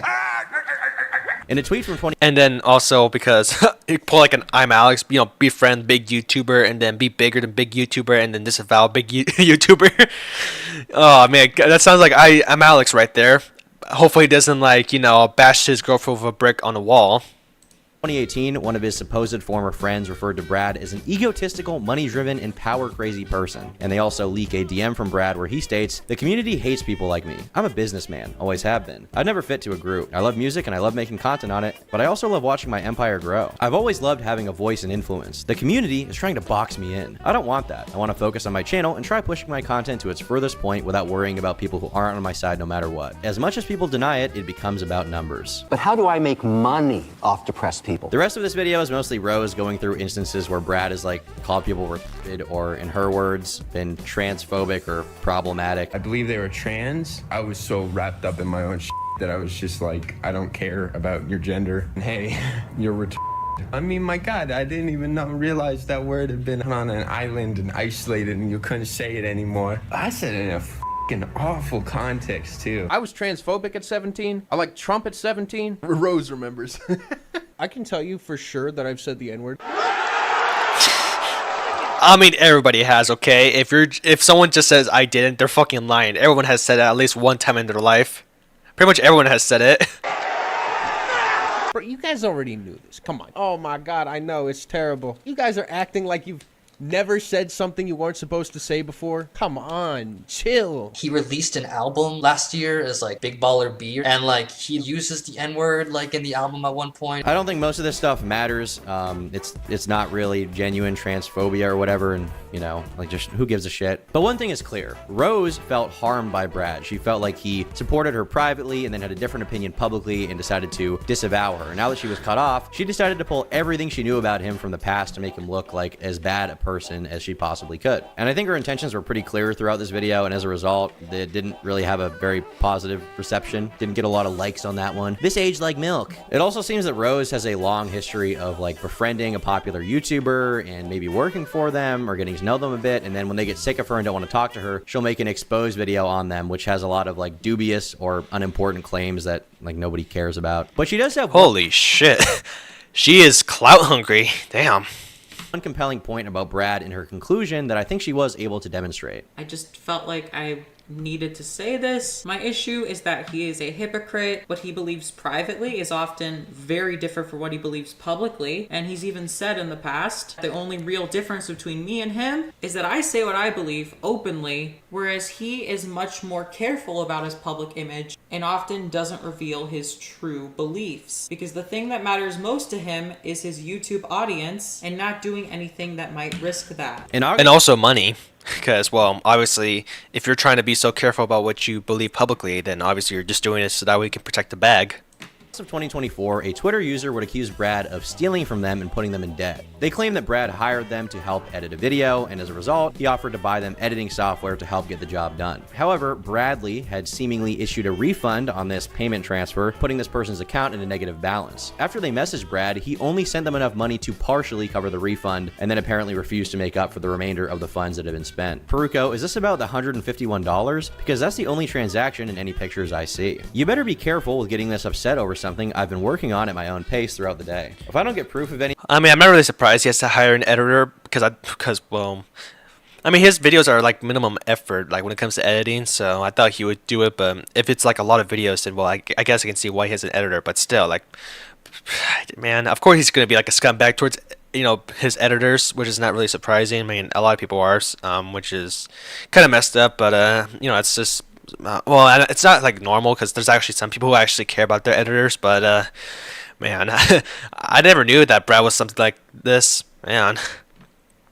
Anything saying more than $151 was taken out, then it's not my place to solve this. He's basically like, look, I don't know what this is. It doesn't look to me like I did anything wrong. This isn't really my problem. Talk to PayPal about it. But this person claims that Brad was unwilling to work with them and had basically scammed them or stolen from them. And they posted this Twitter thread in the hopes they could get the full amount back. And it got a ton of likes on Twitter, and Brad saw it, and he did not like what he saw. As a result, he would respond stating that the reason it happened was because he is disabled. Oh my, okay. Oh wait, is that what the whole disabled thing comes from? Oh Jesus Christ, of course you have to pull the I'm autistic, disabled, ADHD card. Of course he has to do that. You serious? I got a freaking muscle spasm in my back, you know, gear slipped, air brakes were shot to hell. I mean, there's nothing I could do. I can't get over how awesome that is. If I ever get in any kind of controversy again, my immediate response will be, I'm disabled. Actually, I'm disabled. Brad would go Same here. If I ever, you know, do something bad, chat, I'm just going to say I'm autistic. I mean, all criticism, gone.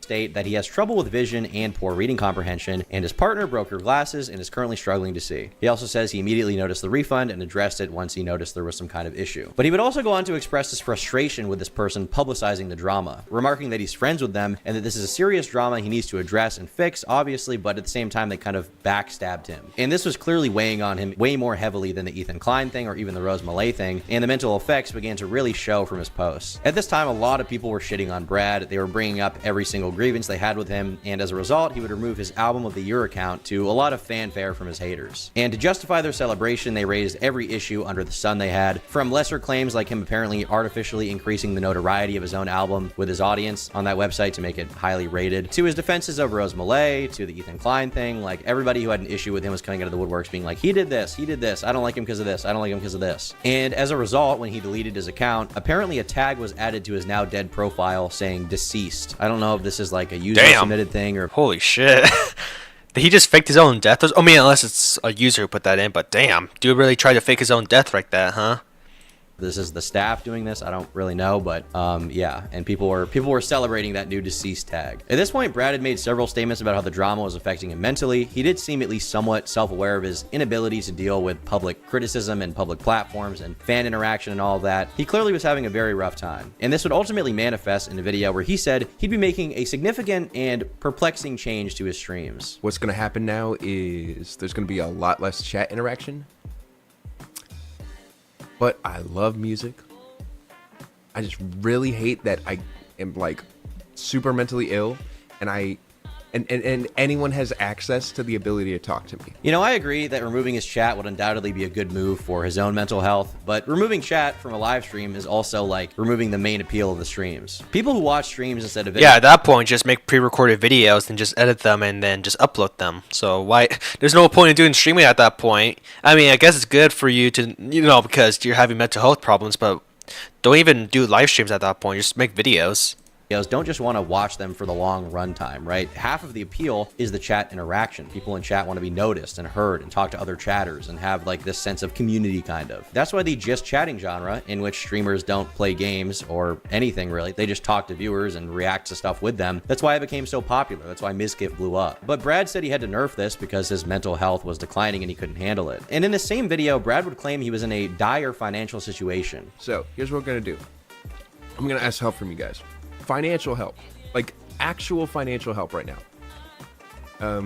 You can add super request things to the bottom. I can also link my PayPal. But right now, I need enough money to support my family. And basically, I need enough. Oh, he's pulling a DSP. He's like an e-beggar now. Oh shit, chat. I need like $100. Okay, I have a $1,000 bill. I need to pay, and I only have $900. Please, for the love of God, please, someone super chat me or pay by me $100. I swear to God, I need your guys' help. Please, please, please. To last about a month, right? So in total, maybe about 10 grand. With my family and moving and closing off leases. Yeah. Like, that's like the minimum, right? A lot of people, including myself, found it perplexing that someone with 400,000 subscribers who has like previously bragged about the money he's made from his endeavors is asking for financial help from his audience. Like, it's a weird thing to do. A lot of people were also confused as to why Brad needed $10,000 to move. Like, that's a lot of money. I moved into a house not that long ago, and it didn't cost anywhere near $10,000. Skriggle says, you even know. Maybe he's like moving like across the whole country or something. Like, why would it cost 10,000? Jesus Christ. Maybe for like I mean, unless it's like for a house, but geez, moving like that shouldn't be too much. How much money I've donated to you over the years. You have donated $22,388.19. Your first donation was August 4th, 2022 at 3:48 p.m. And your latest donation was June 8th, 2024. You are now the second highest donator, topped by Ned, who hasn't donated in a while, so you only got to send in another $2,200.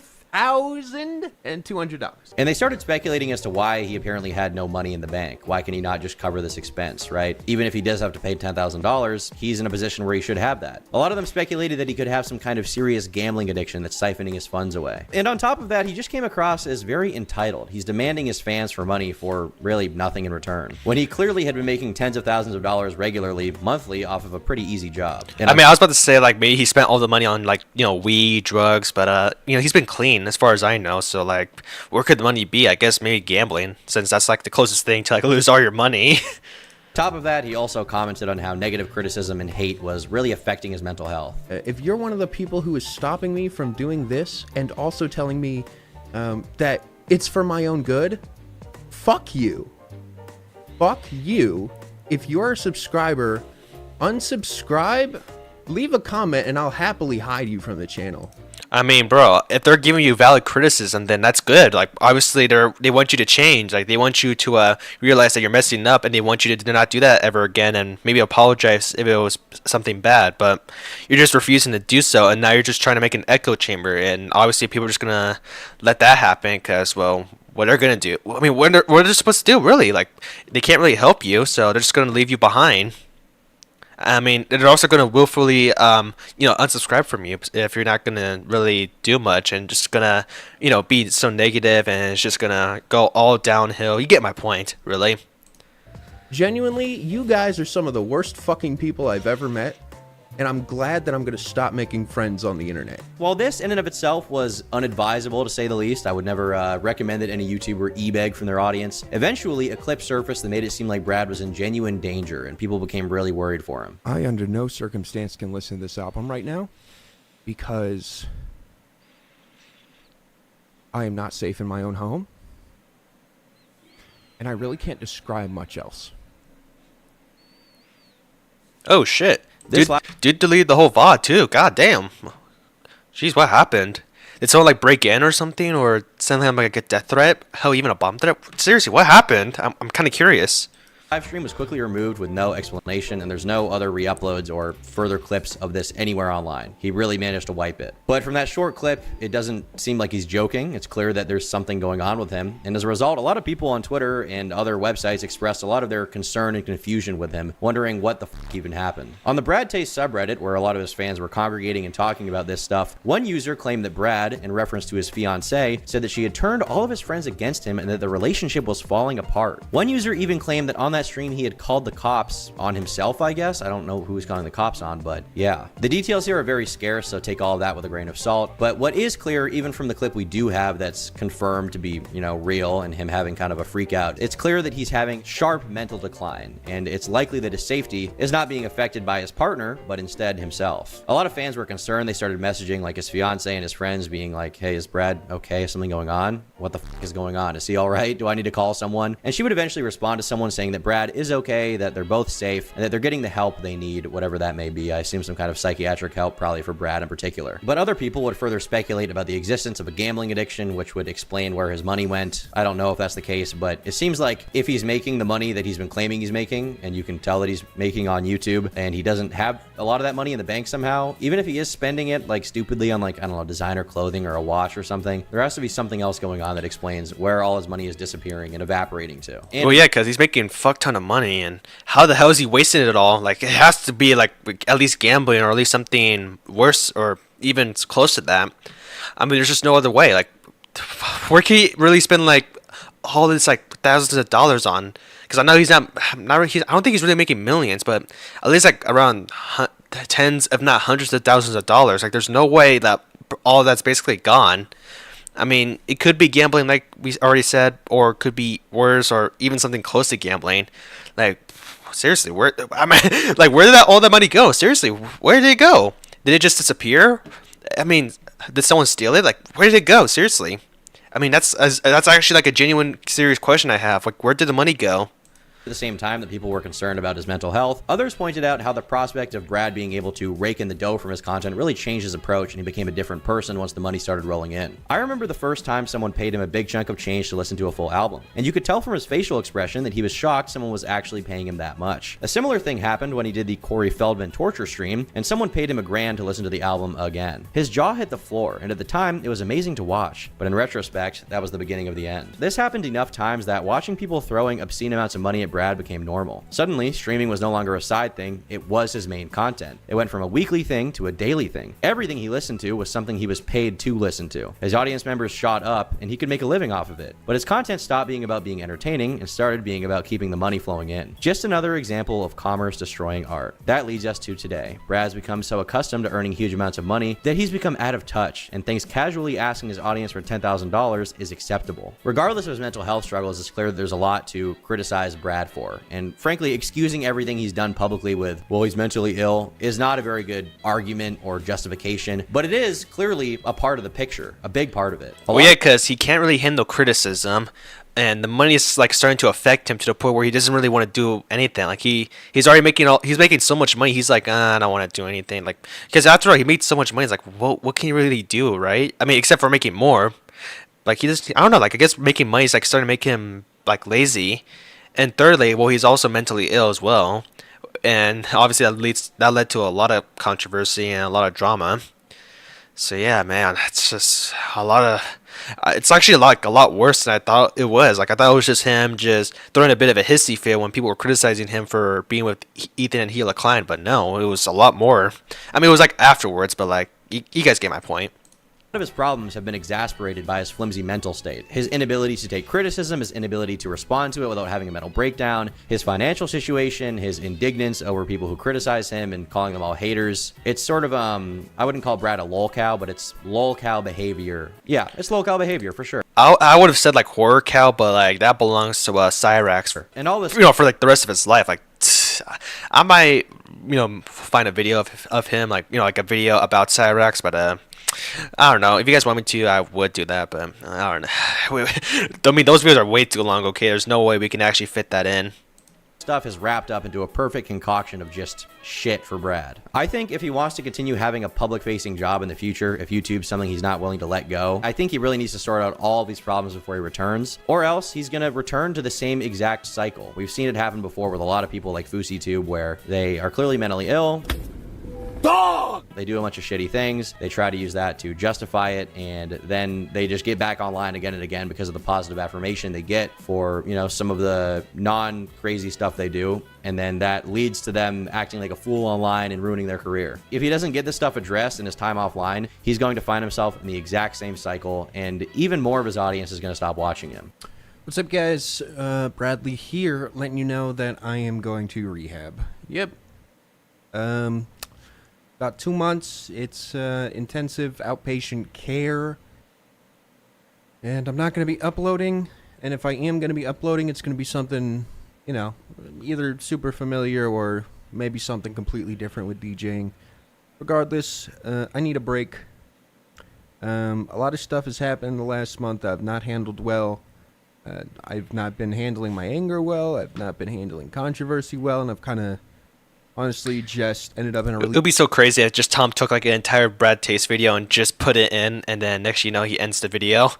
That would be so funny. But I don't think he's actually going to be, you know, that type of guy. I don't think he's going to actually take a whole video, right? I mean, we're about to find out anyway. Bad spot and embarrassed a lot of people because of it. So what I'm going to be doing is going somewhere to essentially learn more about myself and get help so that I can basically make a healthy return. So just wanted to let you know that there's going to be like essentially expect 0 content for the next 2 months.